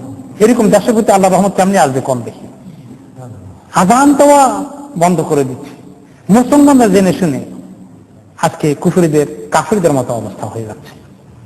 জেনে শুনে হক দিনের দুশ্মনী করার দায়িত্ব মুসলমানরা কাঁধে নিয়েছে। দিন তাদের কাছে গান বাজনার জন্য আজান বন্ধ রাখো। গান বাজনা এত দরকার মুসলমানদের, তামসা এত দরকার, খেলাধুলা এত দরকার। খেলার পিছনে আজকে দেখেন সারা দুনিয়ার মানুষের কাছে, যাদের কাছে জান্নাত জাহান্নামের কোনো খবর নাই, যাদের কাছে দুনিয়ার মধ্যে জাহান্নামের আগুন থেকে বাঁচতে হবে, বেহেশতে যেতে হবে, এই চিন্তা দুনিয়ার মানুষ করে? সবাই করে না। মুসলমানদের কি ওদের তালে নাচার সুযোগ আছে? একটা গরিব দেশে যদি ক্রিকেটে জিতেই যায়, সবাইকে একটা করে গাড়ি দেওয়া হবে, কার পয়সা দিয়ে দেয়? যে দেশের মানুষ সবাইকে 3 বেলা খেতে পায়, সবাইকে হসপিটালে চিকিৎসা হয়, সবাই কি একটা ঘরের মধ্যে থাকতে বা মাথা গুঁজতে পারে না? এখনো বস্তির মধ্যে লাখ লাখ লোক আছে। সেই দেশের লোকদেরকে ফুটবল অথবা ক্রিকেট অথবা যে কোনো যদি দেশ দখল করে ফেলে, জয় করে ফেলে, এত আনন্দ ফুর্তির কি আছে? সারা দুনিয়ার কাছে আমাদের দেশের কত এই গরিবী মিসকিনি অসহায় মানুষদেরকে দেখে লজ্জায় তো আমাদের দুনিয়া মাথা উঁচু করে কথা বলতেই লজ্জা লাগে। আর সেই দেশের এত ফুটানি যদি জিতে, তাহলে একটা করে গাড়ি দাও খেলোয়াড়দেরকে, লাখ লাখ কোটি কোটি টাকা তাদের পিছনে খরচ করো। আর এই যে অসহায় মানুষগুলো চিকিৎসা হয়ে না খেয়ে মারা যায়, তাদের জন্য কোনো পয়সা খরচ করার তৌফিক হয় না। এইভাবে দেখেন যে কথা আসছিল যে দ্বীনের বিরুদ্ধে দুশ্মনী জেনে শুনে করা। শুধু আবু জাহল আবু লাহাব করেছে, মুসলমানরা জেনে শুনে পৃথিবীতে এই ক্ষমতাসীনদের অনেকেই ইসলামের বিরুদ্ধে দুশ্মনী তাদের প্রধান এজেন্ডা হয়ে গেছে। আল্লাহ তাআলা তাদেরকে ধমক দিয়ে বলছেন, কুতিলাল ইনসানু মা আকফারা, হালাক হয়ে যাক এই সমস্ত ইনসান, কত বড় কুফরি তারা করে, কি কুফরি করা সাহস দেখায়।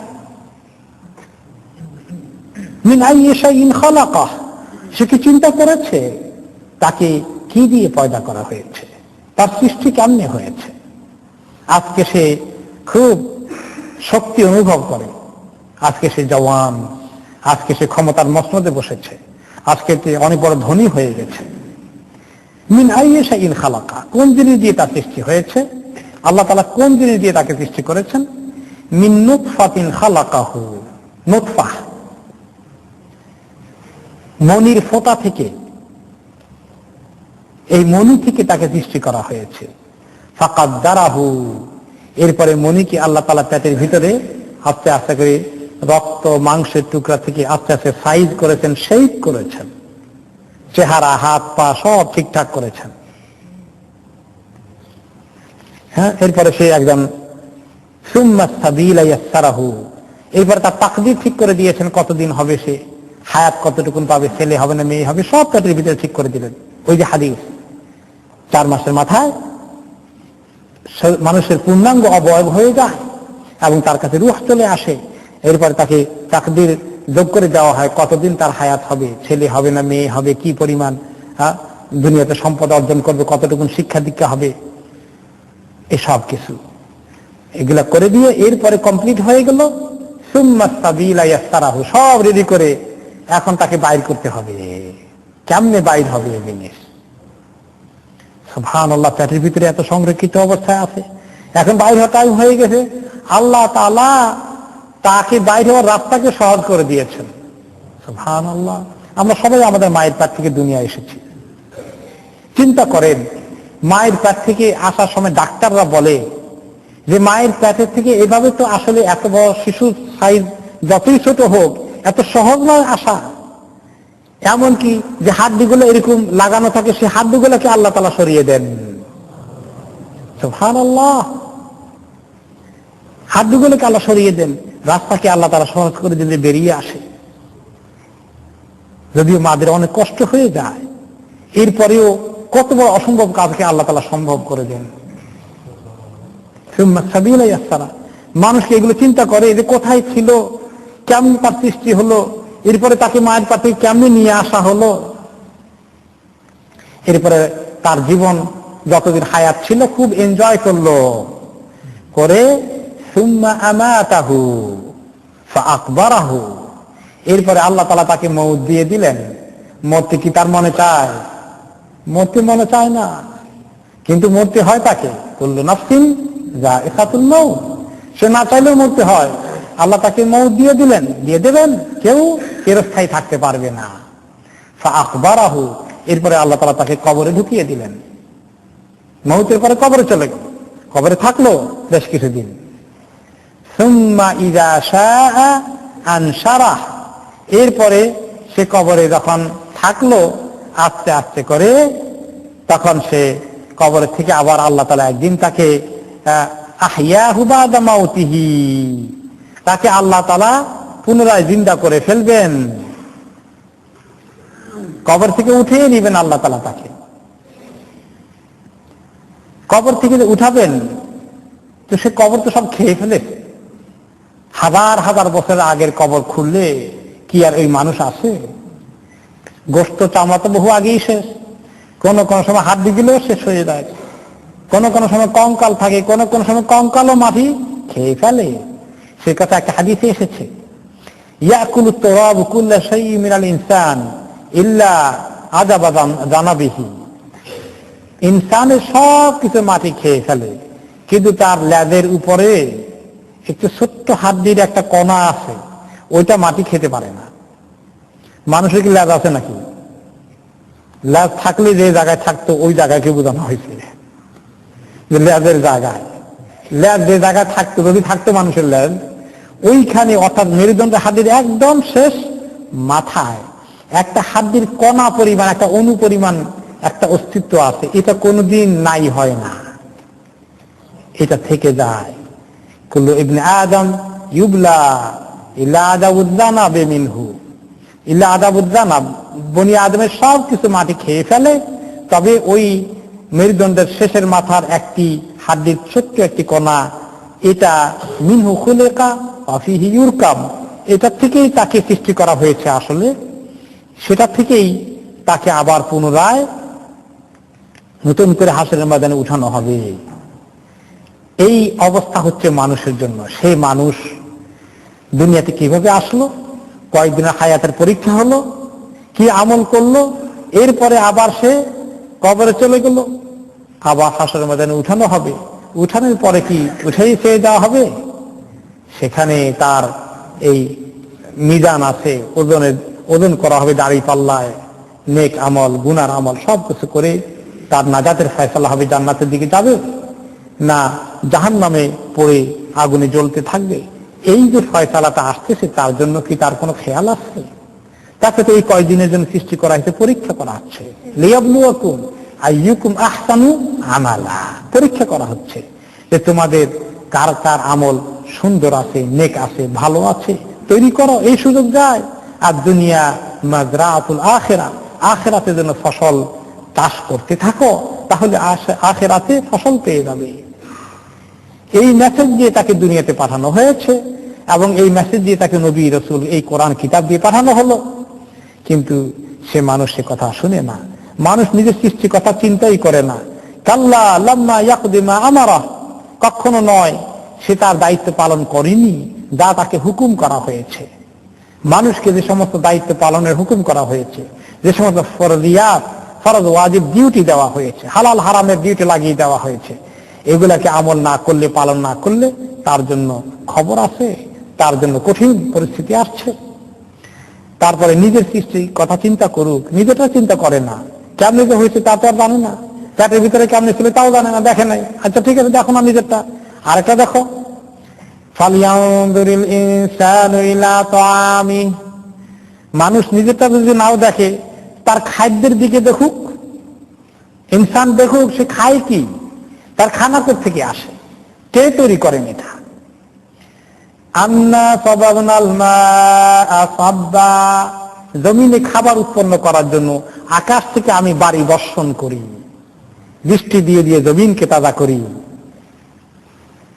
সুম্মা শাকাকনাল আরদা শাক্কা, এরপরে এই জমিনকে আল্লাহ তাআলা যখন কৃষক চাষবাস করে ফসলের বীজ রোপণ করে আসে, অথবা ঘাসপালা এগুলোর গোড়া থাকে, পানি বৃষ্টি পড়ে গেলে জমিন ফেটে, জমিন চিরে চিরে এগুলা উপরের দিকে উঠে, চারা গজায়, বড় হয়, ফল ফুলে ভর্তি হয়ে যায়। ফাআমবাতনা ফিহা হাব্বা, এই জমিন থেকে চারা বের করে তার জন্য আমি হাব্বা নিয়ে আসি। হাব্বান কি জিনিস? যত রকমের বীজ জাতীয় জিনিস আছে, যত রকমের শস্য, ধান এটা একটা বীজ, গম, এভাবে শুরু করে ডাল, যত রকমের এই সমস্ত হাব্বান সিড জাতীয় জিনিস আছে তার জন্য জমিন থেকে নিয়ে আসি। এটাই তো প্রধান খাদ্য, তাই না? আমাদের প্রধান খাদ্য হয় ভাত, নতুবা রুটি। সারা দুনিয়ার মেজরিটি মানুষের এটাই তো প্রধান খাদ্য। হাব্বান হচ্ছে প্রধান খাদ্য, যেগুলা ধান, চাল অথবা গম, আটা, রুটি ইত্যাদি, এগুলো। আর নিয়ে আসি কি, এগুলোর সঙ্গে অনেকগুলো, এগুলো ডাল টাল থেকে শুরু করে সকল রকমের যত শস্যরা আছে সবকিছু এই হাব্বানের মধ্যে আসে। আর তার জন্য আমি নিয়ে আসি জমিন থেকে বের করে এনাবান, আঙ্গুর ফল। এখন শুধু আঙ্গুর ফল বলা হয়েছে, ফলের মধ্যে আঙ্গুর একটা অন্যতম ভালো জিনিস, কিন্তু এর মাধ্যমে সমস্ত ফলের কথাই ফুটে উঠেছে যে ফল জাতীয় অনেক কিছু তার জন্য আমি নিয়ে আসি, যদিও ফলের কথা আবার আসবে। ওয়া কাদবা, তার জন্য কাব্বন নিয়ে আসি। কাব্বান কি জিনিস? ওয়াল কাব্বু হুয়া আল ফাসফাসাতু আল্লাতী তাকুলুহা দাওয়াবু রাতবাতান, সতেজ ঘাস যেগুলো আছে এগুলাকে কাব্বুন বলা হয়, কোন কোন তাফসীরে এসেছে। এরপরে তাহলে জানোয়ারের জন্য কাব্বুন মানে তাদের খাবারের ঘাস যেগুলো ইনাফ লাগে গরু ছাগলের জন্য, সেগুলোর ব্যবস্থা করেছে জমিন থেকে। খালি আমাদের খাবার হলে তো চলবে না, গরু ছাগলের খাবার হতে দরকার আছে। যদি আমাদের খাবার ঠিক মতো থাকে, গরু ছাগলের খাবার না থাকে, তাহলে এক পর্যায়ে আমাদের খাবারের মধ্যে টান পড়বে। কারণ গরু দিয়ে চাষ করা হয়, ছাগল দিয়ে ইত্যাদি দিয়ে আমরা তাদের গোশত খাই, দুধ খাই, অনেক কাজে লাগে। আরো কত সুন্দর সুন্দর জিনিস তাদের জন্য বের করে নিয়ে আসি। জাইতুন, জাইতুন তো আমরা চিনি, অলিভ। এই জাইতুন এই জিনিসটা যেমন, ফলটা যেমন উপকার, এর তেলটাও উপকার। লা শারকিয়াতিন ওয়ালা গারবিয়া, পৃথিবীর প্রায় মধ্যখান থেকে। এই জন্য মেডিটেরিয়ান সির দোনো পাশে জাইতুন বেশি হয়, ভূমধ্য সাগরের এই পারে ও পারে। এই পারে হলো আপনি স্পেন, ইতালি, ও পারে কি আরব দেশগুলো, মরক্কো থেকে শুরু করে আরব জগৎ আসলো। তো এটা খুব বেশি পূর্বেও না, খুব বেশি পশ্চিমেও না, লা শারকিয়াতি ওয়ালা গারবিয়া। আর ঠিকই মেডিটেরিয়ান সি, ভূমধ্য সাগরের আশেপাশে বেশি হয়, এবং সেটা অত্যন্ত উপকারী জিনিস। মিন শাজারাতিন মুবারাকা, আল্লাহ তাআলা নিজে বলতেছেন বরকতওয়ালা গাছ থেকে এই ফল জাইতুন আসে আর তার তেল আসে। আর যেগুলো আল্লাহ তাআলা কোরআন শরীফে খাবারের কথা আইটেম যেগুলো যেগুলো উল্লেখ করেছেন সবগুলো উপকারে ভর্তি। ওয়াতিনি ওয়াজাইতুনি ওয়াতুরি সিনিন, তিন, ফিগ, ডুমুর। তবে আমাদের দেশের ডুমুর আর মিডল ইস্টের ডুমুরের মধ্যে অনেক পার্থক্য আছে। ডুমুর অনেক উপকারী। ইমাম কুরতুবী বলেছেন তিন হচ্ছে জান্নাত থেকে আসা সরাসরি একটা খাদ্য, এবং তিনে উপকার হয় যাদের পাইলস রোগ আছে, বেশি করে তিন খেলে অনেক উপকার হয়। ফিগ, ডুমুর, জাইতুন তো জাইতুন। এবং নবী করিম সাল্লাল্লাহু আলাইহি ওয়াসাল্লাম বলেছেন জাইতুনের ব্যাপারে, কুলু যাইতা ওয়াদাহিনু বিহি ফাইন্নাহা মিন শাজারাতিন মুবারাকা, এই জাইতুনের ফল খাও, জাইতুনের তেল খাও, আর শরীরের মধ্যে মাখো, লাগাও, কারণ এটা হচ্ছে মোবারক গাছ থেকে এসেছে, বরকতওয়ালা গাছ থেকে। এই জন্য শরীরের মধ্যে জাইতুনের তেল লাগাবেন। আমি যখন থেকে এই হাদিস বোঝার চেষ্টা করলাম, তখন থেকে জাইতুনের তেল ছাড়া মাথার মধ্যে, গায়ের মধ্যে অন্য কোনো তেল লাগাই না। আর খাওয়ারও চেষ্টা করি, জাইতুন খাবেন বেশি করি। ইতালিয়ান লোকদের হার্টের রোগ কম পৃথিবীর মধ্যে, কারণ তারা খুব জাইতুনের তেল খায়। জাইতুনের তেল কাঁচা খাওয়ার মধ্যে কোনো উপকার নাই, এমনি খেবেন, খেয়ে ফেলবেন। নবী করিম সাল্লাল্লাহু আলাইহি ওয়াসাল্লাম, সাহাবায়ে কেরাম শুধু জাইতুনের তেলের মধ্যে রুটি চুপে চুপে খেয়ে ফেলতেন। এটা এত উপকারী মুবারক জিনিস। তো এই জাইতুনের কথা আল্লাহ তাআলা বলেন যে এত জাইতুন, আর এত সুন্দর জাইতুন তোমাদেরকে দিয়েছি। ওয়া নাখলা, খেজুর গাছ দিয়েছি, আর খেজুর গাছের ফলটাও খুব মোবারক ফল, কিন্তু এর মধ্যে অনেক শক্তি আছে। মারিয়াম আলাইহিস সালাম যখন ঈসা আলাইহিস সালামকে জন্ম দিলেন, আশেপাশে কোনো দায়ী নেই, কোনো খাবার নেই, তখন আল্লাহ তাআলা বললেন যে ওহুদ্দি ইলাইকি বিজিদিন নাখলা তুসাকিত আলাইকি রুতাবান জানিয়া, এই তোমার পাশেই যে খেজুর গাছটা আছে, যাও একটু ঢাকা দাও, একটু গাছটাকে ঢাকা দাও, পটপট করে পাকা খেজুর পড়বে। তুমি এই খেজুর খেয়ে ফেলো, তাহলে তোমার অনেক এনার্জি আসবে। তিনি গেলেন, গাছটা ধাক্কা দিলেন। খেজুর গাছকে ধাক্কা দিয়ে লাগানো যায়? মোটেই লড়ে না। বড়ই গাছের মতো না, এরকম করে পটপট করে পড়বে। কিন্তু আল্লাহ তাআলা কেন বললেন? মানুষ যেন নিজে একটু চেষ্টা করে, খালি আল্লাহ তাআলা ফালাই দিবেন এটা যেন অপেক্ষা না করে। মানুষকে আল্লাহ তাআলা দুনিয়ার মধ্যে কাজ করাইতে চান, বলে তুমি একটু এরকম করো, বাকি আল্লাহ ফেলে দিলেন। একটা শিক্ষা, সবাইকে কাজ করার চেষ্টা করতে হবে। আর 2 নম্বর হচ্ছে, বড় শিক্ষা হলো খেজুরের এত ফায়দা, সেখান থেকে অনেক ভালো ভালো মুসলিম ডাক্তার আছেন, তারা অনেক মিশরি এক ভালো ডাক্তার রিসার্চ করেছেন যে খেজুর যদি প্রসূতি মাকে খাওয়ানো যায়, বাচ্চা হওয়ার পরে যদি পাকা খেজুর খাওয়ানো যায়, তাহলে মায়ের এনার্জি খুব তাড়াতাড়ি রিগেইন করবে। কারণ অনেক রক্তক্ষরণ হয় বাচ্চা হওয়ার সময়, তাই না? এবং মহিলা খুব দুর্বল হয়ে যান। ওই সময় খেজুরটা যদি খাওয়ানো যায়, তার জন্য অনেক বড় উপকার হয়ে যায়। এইগুলো জানার জন্য যে কিতাব আছে আত-তিব্বুন নববী, প্রফেটিক মেডিসিন, ওই কিতাব পড়লে এগুলো অনেক ইনফরমেশন পাবেন। খাবারের মধ্যে অনেক ফজিলত আছে, কোন কোন খাবারের মধ্যে গুণ বেশি আছে। গোশত কম খাইতে বলছেন আল্লাহ তাআলা, বলছেন গোশতের বেশি প্রশংসা করেন নাই, আল্লাহ তাআলা মাছের প্রশংসা করেছেন। বলছেন লাহমান তারিয়া, সমুদ্রের মধ্যে ফ্রেশ গোশত আছে। সমুদ্রের মধ্যে ফ্রেশ গোশত বলতে কি বুঝাইছে? মাছ।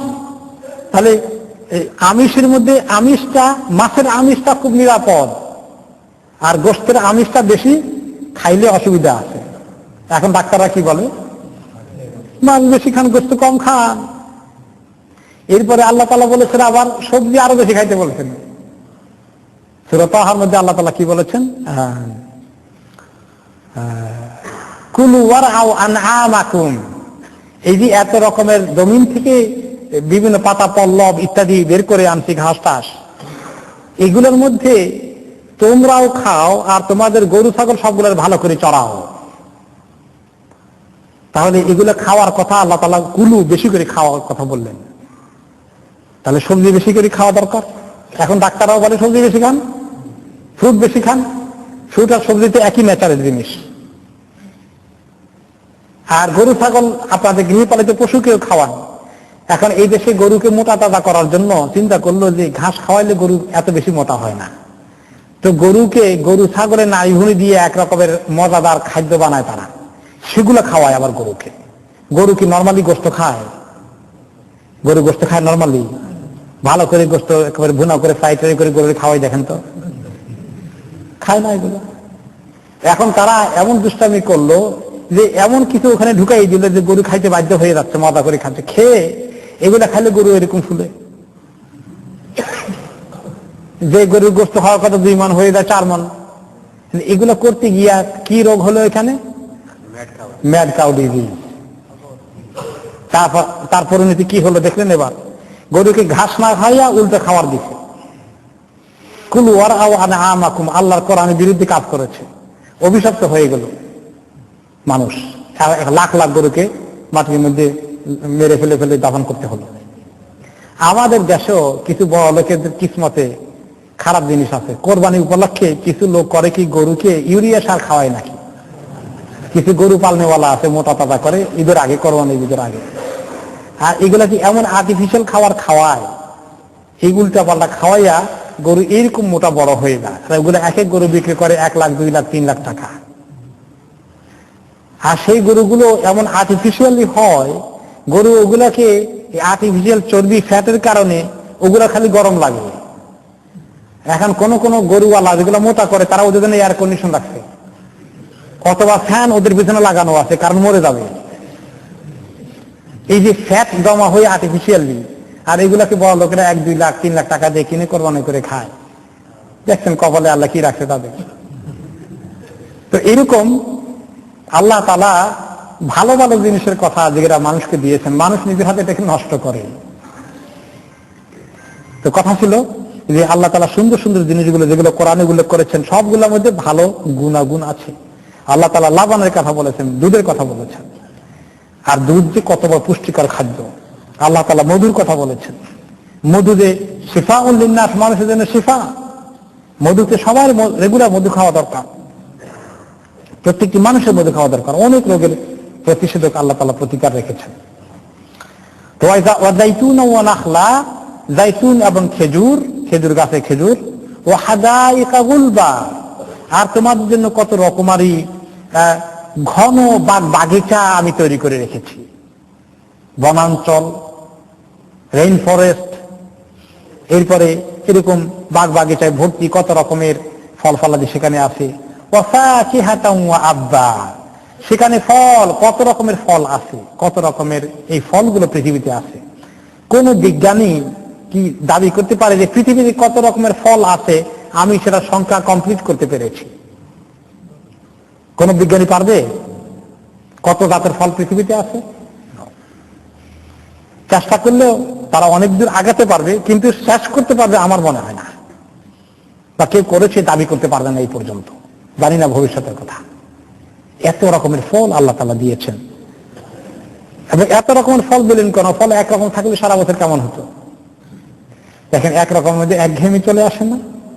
নতুনত্ব আমাদের দেশের সিজনের ফলগুলো যখন আসে কি আকর্ষণ থাকে খাওয়ার জন্য। আর আসলে শুধু মজা আকর্ষণ নয়, প্রত্যেকটি সিজনের জন্য ওই সিজনের ফলের মধ্যে ওই সিজনের রোগ বালাইয়ের জন্য ওষুধ রাখা আছে। আমার এক ঘনিষ্ঠ আত্মীয় আছে, তিনি বললেন, শোনেন, যে কোনো সিজনের যে ফ্রুটটা আসে ওটা কখনো মিস করবেন না। কেন? যে ওই সিজনের অনেক রোগ বালাইয়ের প্রতিষেধক আল্লাহ তাআলা ওই সিজনের ফ্রুটের মধ্যে রেখেছেন। এবং তিনি মোটামুটি একটু ভালো পণ্ডিত মার্কা লোক আর কি, এগুলো খোঁজ খবর ভালো রাখেন। তো ফাকিহা তো এক রকমের ফল না, কত রকমের ফল। ও আব্বা, এখন আব্বারা কইবেন আব্বার কথা কোরআনে আছে, আব্বার কথা তো নাই। এটা সেই আব্বা না। এই আব্বা অর্থ কি? এই আব্বার ব্যাপারে ওমর রাদিয়াল্লাহু তাআলা আনহু জিজ্ঞাসা করলেন যে রাসূলুল্লাহ সাল্লাল্লাহু আলাইহি ওয়াসাল্লামকে, কাদ আরাফনাল ফাকিহাতা ফামাল আব, ইয়া রাসূলুল্লাহ, ফাকিহা তো ফল তো চিনলাম, আব্বা কি জিনিস? ফাকাল লাআমরুকা ইয়া ইবনাল খাত্তাব ইন্না হাযা হুয়া লাহু তাকাল্লুফ। এই খাত্তাবের ছেলে ওমর, এই এত বেশি প্রশ্ন করে একেবারে টু দ্য পয়েন্ট বেশি বেশি বাইর করার চেষ্টা করা, এটা তাকাল্লুফ, এটা বেশি ভালো না। আব্বা আরবি ভাষায় সাধারণত যেটা বোঝায় আন্নাহু মিন নাবাতিল আরদ, এবং আল হাশিশুল বাহাইম ওয়ালা ইয়াকুলুহুন নাস, জমিন থেকে যত পাতা পল্লব আসে, ঘাস পাতা আসে, অনেক কিছু মানুষ খাইতে পারে। আমাদের দেশে কিন্তু জঙ্গলের মধ্যেও অনেক খাবারের বিভিন্ন রকমের শাক পাওয়া যায়, তাই না? এই পালং শাক তো জঙ্গলের না, ওটা তো চাষ করা শাক। জঙ্গলের মধ্যে কিছু শাক আছে, দেখছি আমাদের মুরব্বীরা ছোটকালে গিয়ে আমরা মনে করছি জঙ্গল গরু ছাগলে খাই, দেখি মুরব্বীরা ওখান থেকে বাছাই করে নিয়ে আসেন, আর মাশাআল্লাহ ওগুলো মজাও বেশি হয়। এরকম বন জঙ্গলেও কিছু শাক টাক আছে, এগুলো আব্বা না, এগুলো অন্য জিনিস, এগুলোর কথা একটু আগে হয়ে গেছে। আর তো আব্বা হচ্ছে ওই জিনিস যেগুলো মানুষে খায় না, গরু ছাগলের জন্য রেখে দেয়, এগুলো হচ্ছে আব্বা আয়াল বাহাইম। তো হাসান আল বসরি রহমতুল্লাহ আলাইহি এবং মুফাসসির মুজাহিদ রহমতুল্লাহ আলাইহি বলেন, আল আব্বু লিল বাহাইম কাল ফাকিহাতি লিবনি আদম। বনি আদমের জন্য ফল ফুড যেমন একটা এক্সট্রা আকর্ষণ, আর আব হচ্ছে ওই রকম কিছু ঘাস পাতা জঙ্গল, কিন্তু এগুলো সাধারণ জঙ্গলের তুলনায়ও, সাধারণ ঘাসের থেকেও গরু ছাগলের জন্য একটু এক্সট্রা অ্যাট্রাকশন আছে। স্পেশাল ঘাসগুলো যেগুলো তারা খুব বেশি পছন্দ করে, ওগুলো হচ্ছে আব্বের মতো তাদের জন্য। সেখানে তাদের অনেক রকমের উপকার সেখানেও আছে। আসলে ঠিক যত রকমের খাদ্য আমরা খাই, এগুলোর মধ্যে আমাদের অনেক রোগের উপকার আছে কিন্তু, তাই না? আপনি দেখবেন বিভিন্ন বাংলা পত্রিকাগুলো পড়লে দেখবেন রসুনের উপকার কি, তার বিরাট ফিরিস্তি তারা দেয়। আদার উপকার কি, তার ফিরিস্তি আছে, এইভাবে দেয় না? তা আমাদের এত উপকারী জিনিস খাওয়া লাগে, গরু ছাগলের তো উপকারী জিনিস খাওয়া লাগে। তাদের জন্য ঘাসের মধ্যে বিভিন্ন উপকারী জিনিস আছে। এই যে ফল যেরকম এক্সট্রা উপকার করে স্বাস্থ্য ঠিক রাখার জন্য, তাদের আব্বান ওই রকম ঘাস যেগুলো তাদের শরীরে ফ্রুটের কাজ করে। যেমন আমাদের শরীরে ফ্রুট যে কাজগুলো করে, আব্বান তাদের শরীরে ওই কাজগুলো করে। আল্লাহ তাআলার কুদরত, এগুলোতে এখনো সমস্ত আবিষ্কার হয়ে সারেনি, মানুষের সীমাবদ্ধতা এখনো রয়েছে। তো আল্লাহ তাআলা বলছেন, এই সব কিছু যে করে দিলাম, সৃষ্টি করলাম, কেন করছে জানো? মাতাআল লাকুম ওয়া লিআনআমিকুম, এসব কিছু দুনিয়া আমাদের সৃষ্টি করে তোমাদের জন্য মাতা, দুনিয়া ভোগ করার, মজা খাওয়ার ব্যবস্থা করে দিলাম। আর তোমাদের জানোয়ার গুলো, গরু ছাগল পশু পাখিগুলো, তাদের জন্য খাবার দাবার দুনিয়াতে যতদিন তাদের হায়াত আছে এনজয় করার, ভোগ করার ব্যবস্থা করে দিলাম।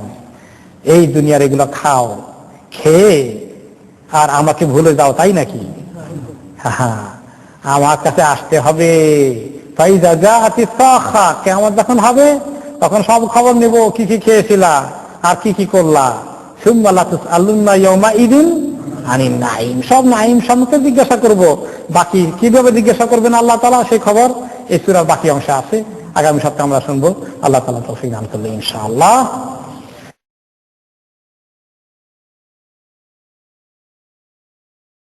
আজকে সূরা আবাসার 33 থেকে 42 পর্যন্ত এই আয়াতগুলো তাফসীর হবে ইনশাআল্লাহ তাআলা। ফাইদা জাআতিস সাখা, সাখা কিয়ামতেরই একটি নাম, যেমন সাহ কিয়ামতের নাম। আর সাখার আরেকটি অর্থ হচ্ছে একটা জোরে আওয়াজ আসা, আর সিংহায় ফুঁক দিয়ে যেটা হবে প্রথম আওয়াজটা, সেই আওয়াজটাও যেমন শক্তিশালী হবে, দ্বিতীয় আওয়াজটাও খুবই শক্তিশালী হবে। এই দ্বিতীয় আওয়াজটা যখন দেওয়া হবে সেদিন, তখন সবাই এটা শুনবে, কবর থেকে উঠে আসবে, হাসরের ময়দান অনুষ্ঠিত হয়ে যাবে, মানুষকে কবরকে দেখতে পারবে, দেখা সাক্ষাৎ হবে প্রিয়জনের সঙ্গে। হাসরের ময়দানে মা বাবা ভাই বোন আত্মীয় স্বজন ছেলে মেয়ে সবার সঙ্গে দেখা হবে। ইউবাসসারুনাহুম, অন্য সূরাতে আল্লাহ তাআলা বলেছেন তাদেরকে দেখানো হবে একে অপরকে। কিন্তু দেখার পরে খুব আগ্রহ করে কথাবার্তা বলা, একসঙ্গে থাকা, ওই চাহিদা আর থাকবে না, উল্টা হয়ে যাবে, দেখলে পালানোর চেষ্টা করবে অনেকটা। ইয়াউমা ইয়াফিরুল মারউ মিন আখিহি, সেদিন মানুষ তার নিজের ভাইকে দেখলে তার থেকে পালাতে চাইবে, তার সামনাসামনি হতে চাইবে না, কাছে থাকতে চাইবে না, দেখা হয়ে গেল কথা বলে শেষ, একটু কেটে পড়তে চাইবে। ওয়া উম্মিহি ওয়া আবিহি, নিজের আপন মা বাবাকে দেখলেও দূরে চলে যাবে, কাছে যাবে না, বেশি থাকবে না। ওয়া সাহিবাতিহি ওয়া বানিহি, নিজের আপন বিবি এবং বিবির ক্ষেত্রেও আপন স্বামী সামনে থাকলে, নিজের কলিজার টুকরা ছেলে মেয়েগুলো থাকলেও তাদেরকে গলা জড়িয়ে ধরে আদর করে একটু খোঁজ খবর দেবে না, বরঞ্চ পালিয়ে যাবে। এরকম অবস্থা কেন হবে? এত টান আজকে দুনিয়ায়, মরে গেলে কি কান্নাকাটি করলাম আমরা, আমাদের জন্য কি রকম কান্নাকাটি করবে, আর এখন পালিয়ে যাব এই বিপদের দিনে। ব্যাপারটা কি? ব্যাপার হচ্ছে লিকুল্লি ইমরিইম মিনহুম ইয়াউমাইদিন শা'নু ইউগনি, প্রত্যেকটি মানুষের আজকের এই দিনে, কিয়ামতের ওই কঠিন দিনে, তার নিজের ব্যাপারটা এত কঠিন হবে, সেটা তাকে সাংঘাতিকভাবে অকুপাই করে রাখবে, নিজের আপন সিচুয়েশন তাকে ব্যস্ত করে রাখবে। নিজের কি উপায় হবে এই চিন্তা এত বড়, ওই যে জাহান্নামের আগুন দেখা যায়, ওখানে ফেলে দেওয়া হবে কিনা, কি করে সেখান থেকে বাঁচা যায়, এই চিন্তা এত বড় হয়ে যাবে, আর কারো কথা চিন্তা করার কোনো সুযোগ থাকবে না, কারণ প্রত্যেকে নিজের চিন্তা তাকে ব্যস্ত করে ফেলবে।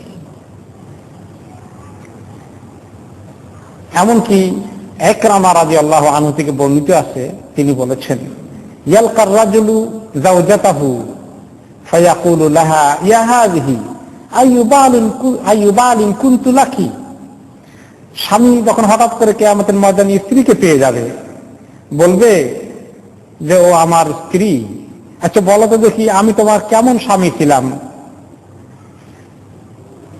ভালো স্বামী হলে যে ব্যক্তি স্ত্রীর প্রতি ভালো ব্যবহার করেছেন তিনি বলবেন, আর খারাপ স্বামী হলে তো বলবে না, তাকে দেখলে তো পালাবে। যে ব্যক্তি ভালো ব্যবহার করেছে এরকম ভালো স্বামী নিজের স্ত্রীকে বলবে যে হ্যাঁ ওগো সহধর্মিনী, বলো তো দেখি আমি দুনিয়াতে কেমন ছিলাম তোমার প্রতি, ভালো ব্যবহার আচার ব্যবহার করেছি? তখন স্ত্রী বলবেন ফাতাকুল নাম আল নি'মাল বাল কুনতা, আপনি তো বেশ ভালো স্বামী হিসেবেই ছিলেন, আপনার ব্যাপারে অভিযোগ করার কিছু নাই, আপনি সত্যি ভালো মানুষ ছিলেন। ওয়াতুসনি বিখাইরি মাস্তাতাত, তার ভালো গুণগুলো যেগুলো ছিল সেগুলো সম্পর্কে কিছু বলবে, আপনি আমার প্রতি এত সদয় আচরণ করেছেন, এরকম যত্ন নিয়েছেন, এত আদর করেছেন, এত খোঁজ খবর রেখেছেন, সব বলবে। এখন এগুলো শোনার পরে স্বামী বেচারা বলবে ফাইন্নী আতলুবু ইলাইকিল ইয়াউমা হাসানাতান ওয়াহিদা তুহিবুহা লি লাআল্লি আনজু মিম্মা তারাইন। তাহলে শোনো, আমি যখন এত ভালোই ছিলাম তুমি স্বীকার করলে, একটা দরখাস্ত দেই, আজকে আমার খালি একটা নেকি দাও। আমি যে মুসিবতে আছি তুমি দেখতে পাচ্ছ, আমি আটক হয়ে গেছি অল্পের জন্য, একটা নেকি হলে বোধহয় পার হয়ে যাব, একটা নেকি শুধু আমাকে দাও, আমি আশা করি এতে নাজাত আমার হয়ে যাবে। এই কথা শোনার পরে ফাতাকুলু লাহু মা আইসারা মা তালাবতা ওয়ালাকিন লা উতিকু আন উতিয়াকা শাইআন আতাখাওয়াফু মিসলাল্লাযী তাখাফ। আপনি তো বেশি কিছু চান নাই, অল্পই চেয়েছেন, কিন্তু আপনি তো বুঝতে পারেন যে আজকের দিনে আমার জন্য ওই একটা নেকি দেওয়া সম্ভব না। কারণ হচ্ছে আপনি যে মুসিবতে আছেন, যেটার আশঙ্কা করছেন, আমিও সেটার মুসিবতে আছি, সেটার আশঙ্কাই করছি। কি কঠিন! ভালো স্বামী ভালো স্ত্রী তাও একে অপরকে হেল্প করার জন্য নিজের একটা নেকি দান করতে রাজি নয়। তো লোকটা হতাশ হয়ে গেল, পেল না কিছু। আর হতে পারে সেই লোকটি বা আরেকটি লোক এখন তার ছেলের সঙ্গে দেখা হয়ে গেল। ছেলেকে লক্ষ্য করে বলবে ইয়া বুনাই আইয়ু ওয়ালিদিন কুনতু লাকা, ছেলে সত্যি করে বলো তো আমি কেমন বাপ ছিলাম তোমার? নিশ্চয়ই ভালো বাবা ছিল, অনেক সন্তানকে আদর যত্ন করেছে, মানুষ করেছে, খুব কষ্ট করেছে সন্তানের জন্য। সন্তান তার সাক্ষী দেবে, বলবে ফাইসিনি বিখাইর, সন্তান তার অনেক প্রশংসা করবে, আপনি অনেক ভালো কাজ করেছেন, আমাদের জন্য অনেক কষ্ট করেছেন। ফায়াকুলু লাহু ইয়া বুনাই ইন্নী ইহতাজতু ইলা মিসকালি যাররাতিন মিন হাসানাতিক লাআল্লি আনজু বিহা মিম্মা তারা। তাহলে প্রিয় বৎস, বাবা এই অল্প একটু নেকি যদি আমাকে দিতে পারো, তাহলে মনে হয় এটা যোগ হয়ে গেলে আমি পার হয়ে যাব, অল্প জন্য ঠেকে গেছে, এই বিপদ থেকে উদ্ধার পেয়ে যায়, একটু অল্প নেকি আমার তুমি দিয়ে দাও, এত ইহসান তোমার প্রতি করেছি। ফায়াকুলু ওয়ালাদুহু ইয়া আবাতি মা আইসারা মা তালাবতা, বাবা আপনি তো বেশি কিছু চান নাই, অল্পই চেয়েছেন, বুঝলাম।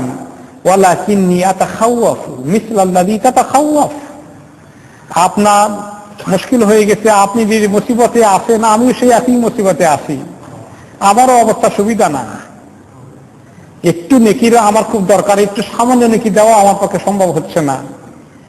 আমি আপনাকে ফালা আস্তাতিউ আন উতিয়াকা শাইআ, আল্লাহ তাআলার কাছে আমি এমন আটক হয়ে আসি যে আমি আপনাকে সামান্য কিছু দিতে পারছি না।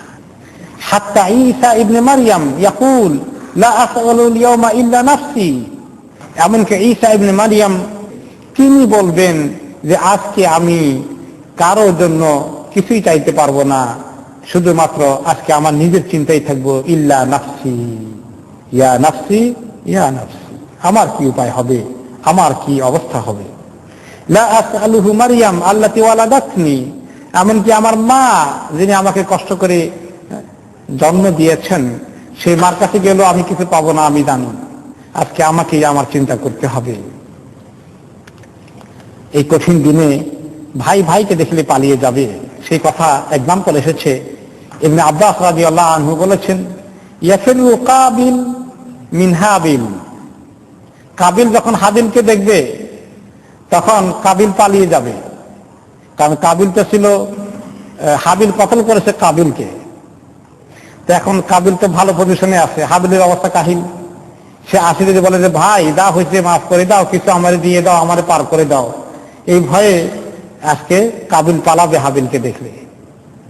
অন্য তাফসীরে এসেছে, আল হাসান আল বসরি রাহমাতুল্লাহ আলাইহি বলেছেন যে আউয়ালু মান ইয়াফিরুল ইয়াউমাল কিয়ামা মিন আবিহি ইব্রাহিম, কিয়ামতের দিন প্রথম যে পিতা, যে সন্তান পিতাকে দেখলে পালাবে, সে সন্তান হচ্ছেন ইব্রাহিম আলাইহিস সালাতু ওয়াস সালাম।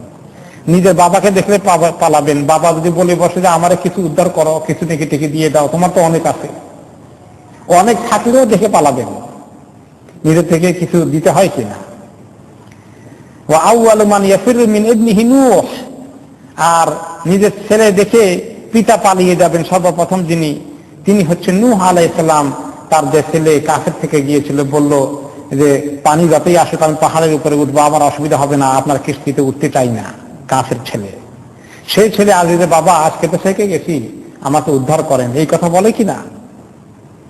সেই জন্য নূহ আলাইহিস সালাম পালিয়ে যাবেন। ওয়া আউয়ালু মান ইয়াফিরু মিন ইমরাআতিহি লূত, আর নিজের বিবিকে দেখে পালিয়ে যাবে সর্বপ্রথম যে এই কাজ করবেন তিনি হচ্ছেন নবী লূত আলাইহিস সালাতু ওয়াস সালাম। কারণ তার আপন বিবি কাফেরা ছিলেন, ভিতরে ভিতরে কাফেরা।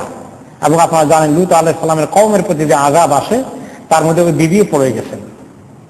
নূহ আলাইহিস সালামের সঙ্গে যাচ্ছিলেন পার হয়ে, আল্লাহ তাআলা বলে, লূত আলাইহিস সালামের সঙ্গে আল্লাহ তাআলা বলে দিয়েছিলেন আপনি আপনার পরিবার নিয়ে পালিয়ে যান, তবে আপনার স্ত্রী তিনি পিছনের দিকে তাকাবেন, কারণ তার সঙ্গে ওদের লিঙ্ক আছে। এবং স্ত্রী সত্যি পিছনের দিকে তাকালো, আর একটা পাথর এসে পড়ে তাকে আঘাত করলো, শেষ। আযাবের মধ্যে গজবের মধ্যে পড়ে গেল। ওই স্ত্রী লূত আলাইহিস সালামের কাছে আশা করবে কিছু, এই জন্য লূত আলাইহিস সালাম তাকে দেখলে পালাবেন। এই কঠিন দিন আসছে, কেমন কঠিন হবে। আয়েশা রাদিয়াল্লাহু আনহা থেকে আরেকটি হাদিস এসেছে, সামি'তু রাসূলুল্লাহ সাল্লাল্লাহু আলাইহি ওয়াসাল্লাম ইয়াকুল ইউহশারুন নাস ইয়াউমাল কিয়ামাতি হুফাতান উরাতান গুরলা। আমি শুনেছিলাম রাসূলুল্লাহ সাল্লাল্লাহু আলাইহি ওয়াসাল্লাম বললেন, কিয়ামতের দিন যখন হাসরের ময়দানে সবাই উঠবে, প্রত্যেকে খালি পায়ে উঠবে, কারো পায়ে কোনো জুতা স্যান্ডেল কিছু থাকবে না। প্রত্যেকে এমন ভাবে উঠবে, কারো গায়ে কোনো পোশাক থাকবে না, পোশাক থাকবে না, বিনা পোশাকে সব হাসরের ময়দানে উঠবে, একদম নগ্ন দেহে উঠবে। গোরলা, কারো কোনো মুসলমানই থাকবে না, একদম অরিজিনাল সূরাতে উঠবে। এই হাদিস শোনার পরে আমি বললাম, ইয়া রাসূলুল্লাহ, আর রিজাল ওয়ান নিসাউ জামিআন ইয়ানজুরু বা'দুহুম ইলা বা'দ। ইয়া রাসূলুল্লাহ, আশ্চর্য কথা, নারী পুরুষ সব একসঙ্গে হাসরের ময়দানে উঠবে, আর কারো পরনে কাপড় থাকবে না। ইয়া আল্লাহ, কেমন কথা এটা, কি করে সম্ভব, এটা কি অবস্থা হবে? তাহলে একে অপরের দিকে দেখবে না, এটা কেমন হবে? পিতা মাতা ছেলে মেয়ে কারো পরনে কাপড় নাই, কি অবস্থা হতে পারে? فقال رسول الله صلى الله عليه وسلم يا عائشة الأمر أشد من أن ينظر بعضهم إلى بعض। আয়েশা, এই কি যে মানুষ একে অপরের দিকে দেখবে, তার সামনে কে আছে, নারী না পুরুষ, তার কাপড় আছে না নাই, নিজের কাপড় আছে না নাই, তুমি মনে করো এরকম হুঁশ থাকবে মানুষের?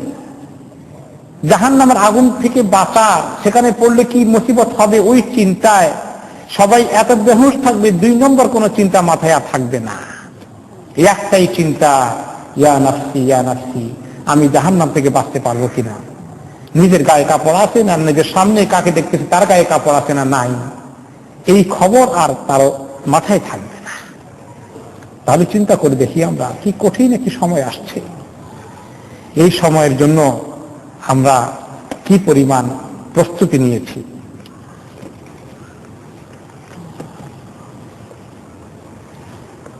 এই হাদিস আমাদেরকে স্মরণ করিয়ে দেয়, আজকে আমাদের তো ছেলে মেয়ে পিতা মাতা, পৃথিবীতে কত মায়া মমতার সম্পর্ক স্বামী স্ত্রী দাম্পত্য জীবনে আছে। আজকে আমরা তাদের মায়া মমতার মধ্যে আছি, ভালোবাসি, তাদের কল্যাণ কামনা করি, তাদের দুঃখ কষ্ট দেখলে কিভাবে দৌড়ে যায়। সন্তান যদি অ্যাক্সিডেন্টের দিকে দৌড়ে যায়, সন্তানকে উদ্ধার করার জন্য বাবা এমন ভাবে দৌড় দিল যে বাবাই অ্যাক্সিডেন্টে পড়ে গেল, বেহুশ হয়ে যায়। ঘরে আগুন লেগে গেলে আল্লাহ মাফ করুক, সন্তানকে উদ্ধার করার জন্য বাবা নিজে আত্মাহুতি দিয়ে ফেলেছে, নিজের দাম চলে গেছে, পরোয়া করেননি।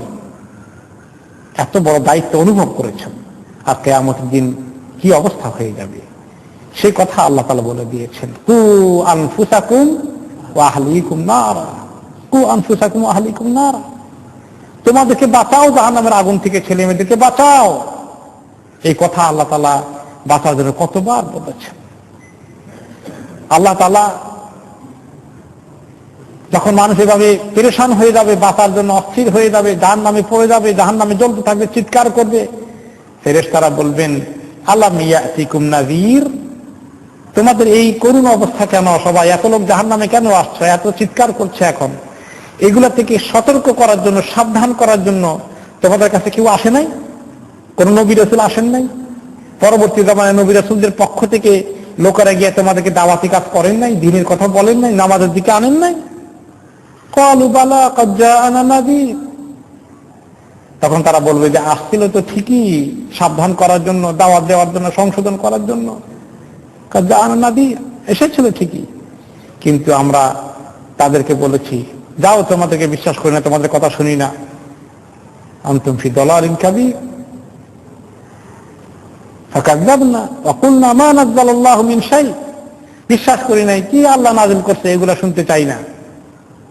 ইন আনতুম ইল্লা ফি দালালিন কাবীর, বরং উল্টা তাদেরকে বলছি তোমরা ভুলের মধ্যে আছো, আমরা খুব ঠিক আছি। তো এই কঠিন দিন আসছে, কাজেই আজকে প্রিয়জনের জন্য, কলিজার টুকরা ছেলে মেয়েগুলোর জন্য, আত্মীয় স্বজনের জন্য আমরা যা পেরেশান আছি দুনিয়াদারির ব্যাপারে, তাদের দিনের ব্যাপারে কতটুকু পেরেশান আমরা আছি, এই বিষয়টাকে কত গভীরভাবে চিন্তা করেছি, কি দায়িত্ব আল্লাহ তাআলা আমাদেরকে দিয়েছিলেন। এই কথাগুলো বলে আল্লাহ তাআলা শেষ পর্যন্ত বলছেন সেদিন এমন কঠিন হবে, লোকগুলো দুই দলে বিভক্ত হয়ে যাবে, দুই ধরনের লোক আসবে কিয়ামতের দিন। উজুহু ইয়াওমাইযিন মুসফিরাহ দাহিকাতুম মুস্তাবশিরাহ, সেদিন কিছু লোক, একদল হবে এমন যাদের চেহারা হবে অত্যন্ত উজ্জ্বল, আলোকিত হবে চেহারাটা, চেহারার মধ্যে নূর টপকাতে থাকবে, আলোকিত। দাহিকাতুন, তাদের মুখে থাকবে মুস্কি হাসি, কারণ কি? তারা খবর পেয়ে গেছে যে তারা পাশ করে ফেলবে, তাদের আমলনামা ডান হাতে দেওয়া হয়ে গেছে, তারা পুলসিরাত পার হয়ে জান্নাতে চলে যেতে পারবে। এই খবর আসার কারণে তাদের চেহারার মধ্যে খুশি ফুটে উঠেছে, মুস্তাবশিরা, সুসংবাদ, তাদের চেহারায় সুসংবাদ খেলছে, সুসংবাদের লক্ষণ চেহারায় ফুটে উঠেছে। আপনি যখন কোনো খোঁজখবর পান, সেই খোঁজখবর কি লুকিয়ে রাখা যায়? মুখে দিয়ে খালি হাসি জোর করে বাইরে হইতে চায়, মাশাআল্লাহ। আর দুঃখের খবর পাওয়া গেলে যতই নরমাল হইতে চান পারেন না, চেহারার মধ্যে ছাপ পড়ে যায়, লোকেরা ধরে ফেলে, কি আপনার কি কোনো অসুবিধা আছে, কোনো সমস্যা হয়ে গেছে? তিনি লুকাইতে চান, না না না ঠিক আছে, না কোনো কিছু হয়ে গেছে, বলেন কি হয়েছে আপনার। চেহারা মানুষকে বলে দেয় যে তার খবর কি। চেহারা কিভাবে খবর দেয়? ভিতরের খবর চেহারা দিয়ে পাওয়া যায়। রাসূলুল্লাহ সাল্লাল্লাহু আলাইহি সাল্লাম বললেন একবার মা আয়েশাকে যে আয়েশা, তুমি আমার প্রতি খুশি আছো না ভিতরে ভিতরে একটু বেজার আছো? আমি টের পাই তোমার চেহারা দেখলে, আর তোমার একটু কথা শুনলে। কেমনে? যখন তুমি আমার প্রতি ভালো থাকো, মানে আমার ব্যাপারে কোনো অভিযোগ তোমার নাই, মুড ঠিক আছে, তখন কথা প্রসঙ্গে বলো রব্বা মুহাম্মদের রবের কসম করে তখন কথা বলো। আর যখন কিছু তোমার আমার ব্যাপারে কোনো অভিযোগ থাকে, ক্ষোভ থাকে, তখন তুমি আমার নাম না নিয়ে বলো রব্বা ইব্রাহিম, ইব্রাহিমের রবের কসম করে বলতেছি। তাহলে চেহারায় কথাবার্তায় মানুষের ভিতরের খবর চলে আসে। এই জন্য বলা হয় যে চেহারা হচ্ছে একটা ব্যক্তির ঠিকানা, ব্যক্তির পরিচয়। এই জন্য আইডি কার্ডের মধ্যে চেহারা থাকে না হাত পাও কিছু থাকে, পরিচয়। তো এই জন্য চেহারা, আল্লাহ তাআলা চেহারায় পরিচয় ফুটে তুলবেন, এরা নেককার, এদের চেহারা দেখলেই সেটা বোঝা যাবে মুসফিরা, চেহারা আমাদের আলো ঝলমল করতে থাকবে, নূর চমকাতে থাকবে।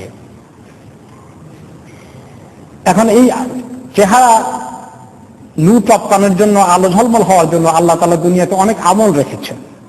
একটা আছে মিন আসারিল উযু, এই যে আমরা ওযু করি, কিয়ামতের দিন মুমিনদেরকে আল্লাহ তাআলা ওযুর কারণে যে অঙ্গগুলো ধৌত করি, ধুয়ে ফেলি পানি দিয়ে, এই অঙ্গগুলো একদম চমকাতে থাকবে নূরে। তাহলে অজু বেশি করে করলে, অজুর হালতে থাকলে, নামাজের জন্য তো অজু করি, এমনি তো অজুর হালতে থাকার মধ্যেও আল্লাহ তাআলার কাছ থেকে আখিরাতে এটা একটা ভালো আমল, চেহারা অতিরিক্ত নূর চমকাবে। এরপরে আরো হাদিস আছে, কোন কোন হাদিসে এসেছে মান কাসিরাত সালাতুহু বিল-লাইল হাসুনা ওয়াজহুহু বিন-নাহার, যে ব্যক্তির রাতের বেলায় তাহাজ্জুদ বেশি করে পড়বে, সেই ব্যক্তিকে দিনের বেলায় আল্লাহ তাআলা তার চেহারাকে আলোকিত করে দেবেন। এই জন্য কেউ কেউ আবার এই নিয়ে তো তাহাজ্জুদ পড়েন না, বেশি করে তাহাজ্জুদ পড়ি, আমার চেহারা দিনের বেলা খুব আলোকিত হয়ে যাবে, ওই নিয়ে তো পড়া ঠিক না। পড়া লাগবে আল্লাহ তাআলা কবুল করবেন। আল্লাহ তাআলা বলেছেন কুমিল লাইলা ইল্লা কালিলা ফাতাহাজ্জাদ বিহি নাফিলাতান লাক ওয়া বিল আসহারি হুম ইস্তাগফিরুন। আল্লাহকে সন্তুষ্ট করার জন্য পড়তে হবে, যদি কোনো সময় আল্লাহ তাআলা তৌফিক দান করেন। চেহারায় নূর আসলো কি আসলো না এটা আয়না দিয়ে দেখার দরকার নেই, কদ্দুর আসলো সেটা আল্লাহ তাআলা দেবেন। কিন্তু দুনিয়াতে কারো কারোটা ফুটে উঠে, কারো কারো নাও ফুটতে পারে, কিন্তু আসল তো হলো কিয়ামতের দিন উজুহুন মুসফিরা হওয়া। হ্যাঁ, সেদিন এই চেহারা আলোকিত হবে, মুস্তাবশিরা সুসংবাদ পাবে, দাহিকা মুখে হাসি লেগে থাকবে তার কামিয়াবির খবরের কারণে। আর এই হলো নেককারদের চেহারা। আর যারা গুনাহগার, ওয়া উজুহু ইয়াউমাইযিন আলাইহা গাবারা, আরেক দল লোক আসবে যাদের চেহারার মধ্যে গাবারা ধুলোবালি থাকবে, যাদের চেহারার মধ্যে ধুলোবালি পড়ে থাকবে, চেহারা পরিষ্কার থাকবে না। তার হাকুহা কাতারা, এবং তাদের এই চেহারার মধ্যে কালো ছাপ পড়ে যাবে, কালো ছাপ পড়ে যাবে। কষ্টের কারণে মানুষের চেহারায় কালো ছাপ পড়ে, অসুবিধার কারণে চেহারা কালো হয়ে যায়, দুঃখের সংবাদ পড়লে অটোমেটিক্যালি চেহারা কালো হয়ে যায়। কিন্তু কিয়ামতের দিনে দুঃখ, কষ্ট, শোক কি পরিমাণ হবে, কি পরিমাণ কালো হয়ে যাবে, এবং সেখানে ধুলোবালিও চলে আসবে। হাসরের ময়দানে তো ধুধু মাঠ থাকবে, সেখান থেকে ধুলোবালি তাদের এখানে পড়বে। কিন্তু মুমিনদের চেহারায় আল্লাহ তাআলা ধুলোবালি পড়তে দেবেন না, তাদের চেহারাকে ঢেকে ফেলবে। মানসিক কষ্ট, সেটা কারণে দেখতেও চেহারা তাদের সুন্দর লাগবে না, আলোকিত থাকবে না, অন্ধকার ছেয়ে যাবে। উলাইকা হুমুল কাফারাতুল ফাজারা, এরা হচ্ছে ওই লোক যারা কাফের এবং ফাজের। কাফারা হচ্ছে কাফেরের বহু বচন। সকল কাফের যারা দুনিয়াতে আল্লাহ তাআলাকে বিশ্বাস করেনি, ইসলামকে দ্বীন হিসাবে কবুল করেনি, নবীদের প্রতি বিশ্বাস করেনি, তারা সবাই চেহারা কালো হয়ে যাবে। আর যারা ফাজের, ফাজারা, যারা হয়তোবা সকল মুসলিম ছিল, তথাকথিত মুসলিম, কিন্তু আমলের মধ্যে ফুজুর রয়েছে, গুনার আমলের কারণে আমল নামা গুনাহ দিয়ে ভর্তি হয়ে আছে, তাদের চেহারাও কালো হয়ে যাবে। এই কালো হওয়া চেহারা নিয়ে আরেক দল উঠবে। কালো হওয়ার কারণ তারা জানবে যে তাদের আমল নামা বাম হাতে দেওয়া হয়েছে, তাদের কাছে খবর এসে গেছে যে তারা নিজেরা পড়ে দেখছে। আল্লাহ তাআলা বলছেন পড়ো, এবার তুমি নিজের হিসাব ঠিক করো, ইকরা কিতাবা। তারা পড়ে দেখবে তাদের ঠিকানা হয়ে যাচ্ছে জাহান্নাম, বাঁচার কোনো উপায় নেই। এই খবর তাদেরকে কি কষ্ট দেবে, তাদের অন্তর কিভাবে ব্যথিত হয়ে তার ছাপ চেহারায় ফুটে উঠবে। মানুষ চেহারাকে সুন্দর করার জন্য আজকে কত খেয়াল করে, দুনিয়ার মধ্যে অল্প সময় চেহারা সুন্দর করার জন্য। কিয়ামতের দিন নিজের এই কঠিন দিনে দীর্ঘ সময়ের জন্য চেহারাকে সুন্দর করার ব্যবস্থা, জাহান্নামের আগুন থেকে বাঁচানোর ব্যবস্থা করার ক্ষেত্রে মানুষ গাফলতি করে, অবহেলা করে। ব্যাপারটা এত কঠিন, অথচ আমাদের কাছে এত হালকা হয়ে গেল। রাসূলুল্লাহ সাল্লাল্লাহু আলাইহি ওয়াসাল্লাম সবসময় উৎসাহিত করতেন জাহান্নামের আগুন থেকে বাঁচানোর জন্য। প্রত্যেকটি খুতবায় বলতেন ইত্তাকুন নার, ইত্তাকুল্লাহ, আল্লাহকে ভয় করো। তিনি বললেন ইত্তাকুন নার ওয়ালাউ বিশিক্কি তামরা, বেশি করে দান খারাপ করো জাহান্নামের আগুন থেকে বাঁচার জন্য, এমনকি একটা খেজুরের অর্ধেক দিয়ে হলেও বাঁচো। এইভাবে করে তিনি বোঝাতে থাকলেন। কিন্তু মানুষ ওনার কথা শুনে না, এবং তিনি সেই এক্সাম্পল দেওয়ার জন্য বললেন যে আমি দুনিয়ার মানুষকে জাহান্নামের আগুন থেকে বাঁচানোর জন্য কি পরিমাণ পেরেশানির সাথে তাদেরকে পাহারা দিচ্ছি বলছি, সেটার এক্সাম্পল যদি শুনতে চাও, আর মানুষ আমার কথা না শুনে উল্টো দিকে কিভাবে যাচ্ছে তার এক্সাম্পল দিতে গিয়ে তিনি বললেন, এক্সাম্পল হচ্ছে, আরেকদিন বলেছি, মাঝে মধ্যে বোধ শুনেছেন হাদিসটি, ওই ব্যক্তির মতো যে ব্যক্তি আগুন জ্বালালো আর কতগুলো উই পোকা আগুন দেখে এদিকে দৌড় দিল, উড়ে আসলো। সেই লোকটি নিজের কাজে আগুন জ্বালিয়েছে, কিন্তু উই পোকা আগুন দেখে ওখানে পড়ে পড়ে মরছে। সেই ব্যক্তি এক খণ্ড কাপড় টাপড় হাতে নিয়ে ওই পোকাগুলোকে তাড়ায়, এখান থেকে সরিয়ে দেয়, খুব চেষ্টা করে, এখানে সময় এসে পড়লে জাহান্নাম আগুনে মরে যাবে। তারা কেউ তার কথা শুনে না, আরেকখান দিয়ে হয়ে হলেও দ্রুত গতিতে আগুনের মধ্যে এসে পড়ে। তিনি বললেন আমার অবস্থাও তাই, দুনিয়ার মানুষকে আমি জাহান্নামের আগুন থেকে বাঁচানোর জন্য এত শক্ত করে তাদের কোমর ধরিয়ে, অনেক সময় কোমরে কাপড় ধরে টান দেন, তারা আমার হাত থেকে ছুটে জাহান্নামে ঝাঁপিয়ে পড়তে চায়। মানুষের ট্রেন্ড, মানুষের ঝোঁক প্রবণতা কোন দিকে? জাহান্নামে যাওয়ার দিকে। অথচ আমাদের বুদ্ধি বলে, আকল বলে জাহান্নাম কষ্টের বিষয়, ওখানে যাওয়া ঠিক না, জান্নাতে যাওয়া দরকার। কিন্তু এই জিনিসটা আমলের মধ্যে আসে না, এই চিন্তাটা জীবনের মধ্যে পরিবর্তন নিয়ে আসে না, আমাদের মধ্যে পেরেশানি তৈরি করে না, আমাদের মধ্যে গাফলতি নিয়ে আসে। এই কঠিন বাস্তবতাগুলো আল্লাহ তাআলা বলে দিলেন কিয়ামতের দিন কি হবে। এই ছেলে মেয়ের জন্য আজকে দুনিয়ার মানুষ যারা ঘুষ খায়, ঘুষ কি সব নিজের জন্য খায়? ছেলে মেয়েকে একটু ভালো খাওয়াবে, ভালো কাপড় চোপড় পরাবে, ভালো স্কুলে পড়াবে, বেতনটা হয় না, কি করা লাগে, কত এক্সকিউজ, এই জন্য ঘুষ না খালি উপায় নাই। ঘুষ খায় ছেলে মেয়েগুলোকে ভালো লেখাপড়া করাতে, ভালো সার্টিফিকেট, ভালো ডিগ্রি নেওয়াতে। কিন্তু এই ঘুষের টাকা, নাপাক টাকা নিজের শরীরেও ঢুকলো, নিজের ছেলে মেয়ের গোশত মাংসের মধ্যে নাপাক টাকা জমে গেল। যেই গোশত মাংস রক্ত নাপাক টাকা থেকে সার পায়, সেই গোশত জাহান্নামে জ্বলার জন্য বেশি উপযুক্ত হয়। আর যেই গোশতগুলো সার পায়, খাদ্য পায় হালাল সোর্স থেকে, সেগুলো জান্নাতে যাওয়ার জন্যই উপযুক্ত। আর ঘুষ খাওয়ার পরে শেষে যদি দোয়া করে, আল্লাহ তাআলার কাছে খুব তওবা করে, জীবনে হজ করে সব কিছু মাফ পেতে চায়, জাহান্নামের আগুনের জন্য কাঁদতে থাকে, তার দোয়া কদ্দুর কবুল হবে সে কথা রাসূলুল্লাহ সাল্লাল্লাহু আলাইহি ওয়াসাল্লাম হাদিসে বললেন। কোন লোক আছে যে তার ইনকাম হারাম, তার খাওয়া হারাম, পান করা হারাম সোর্স, গায়ের কাপড় দিয়েছে হারাম সোর্স থেকে টাকা কিনেছে, টাকা দিয়ে কিনেছে, আর এখন বিপদে পড়েছে বা জাহান্নামের আগুন থেকে বাঁচতে চায়, হাত তুলে উঁচু করে আল্লাহকে কি ডাকে, ইয়া আল্লাহ ইয়া আল্লাহ বলে চিৎকার করে ডাকে। ফাআন্না ইস্তাজাবু লাহু, কি করে তার দোয়া কবুল করা হবে? মাকালহু হারাম, মাশরাবুহু হারাম, ওয়া মালবাসুহু হারাম, ফাআন্না ইস্তাজাবু লাহু। তো এই জিনিসটা, এই মেসেজটা আমাদের এই মুসলিম উম্মতের কাছে পৌঁছা দরকার, যে আমাদেরকে নিজেদেরকে বাঁচতে হলে, ছেলে মেয়েগুলোকে বাঁচাতে হলে, কিয়ামতের দিন এই কঠিন পরিস্থিতি থেকে বাঁচতে হলে আজকে আমরা আমাদের লোভ সামলানো দরকার, আমাদের শাহাওয়াতকে কন্ট্রোল করা দরকার, আমাদেরকে আল্লাহ তাআলার ইতাআতের দিকে ঢুকে যাওয়া দরকার, আল্লাহর ভয়ে আমাদেরকে ভীত হওয়া দরকার, তওবা করা দরকার, জান্নাতের দরখাস্ত দেওয়া দরকার, জাহান্নাম থেকে পানা চাওয়া দরকার। আজকে আমাদের তাফসীর আমরা ইনশাআল্লাহ এখানে শেষ করছি। আলহামদুলিল্লাহি রাব্বিল আলামিন ওয়া আকিবাতুল মুত্তাকিন ওয়া সলাতু ওয়া সালামু আলা আশরাফিল আমবিয়া সাইয়্যিদুল মুরসালিন নবিয়িনা মুহাম্মদ ওয়া আলা আলিহি ওয়া সাহবিহি আজমাইন। আল্লাহুম্মা আতিনা ফিদ দুনিয়া হাসানাহ ওয়া ফিল আখিরাতি হাসানাহ ওয়া কিনা আযাবান নার ওয়া কিনা আযাবান নার ওয়া কিনা আযাবান নার। ربنا هب لنا من ازواجنا وذرياتنا قرة اعين واجعلنا للمتقين اماما. رب اغفر وارحم وانت خير الراحمين. اللهم آت نفوسنا تقواها وزكها أنت خير من زكاها أنت وليها ومولاها. اللهم اغفر للمؤمنين والمؤمنات والمسلمين والمسلمات والأحياء منهم والأموات يا مجيب الدعوات. وصلى الله تعالى على خير خلقه سيدنا محمد وعلى آله وصحبه أجمعين. آمين برحمتك يا أرحم الراحمين. السلام عليكم ورحمة الله وبركاته.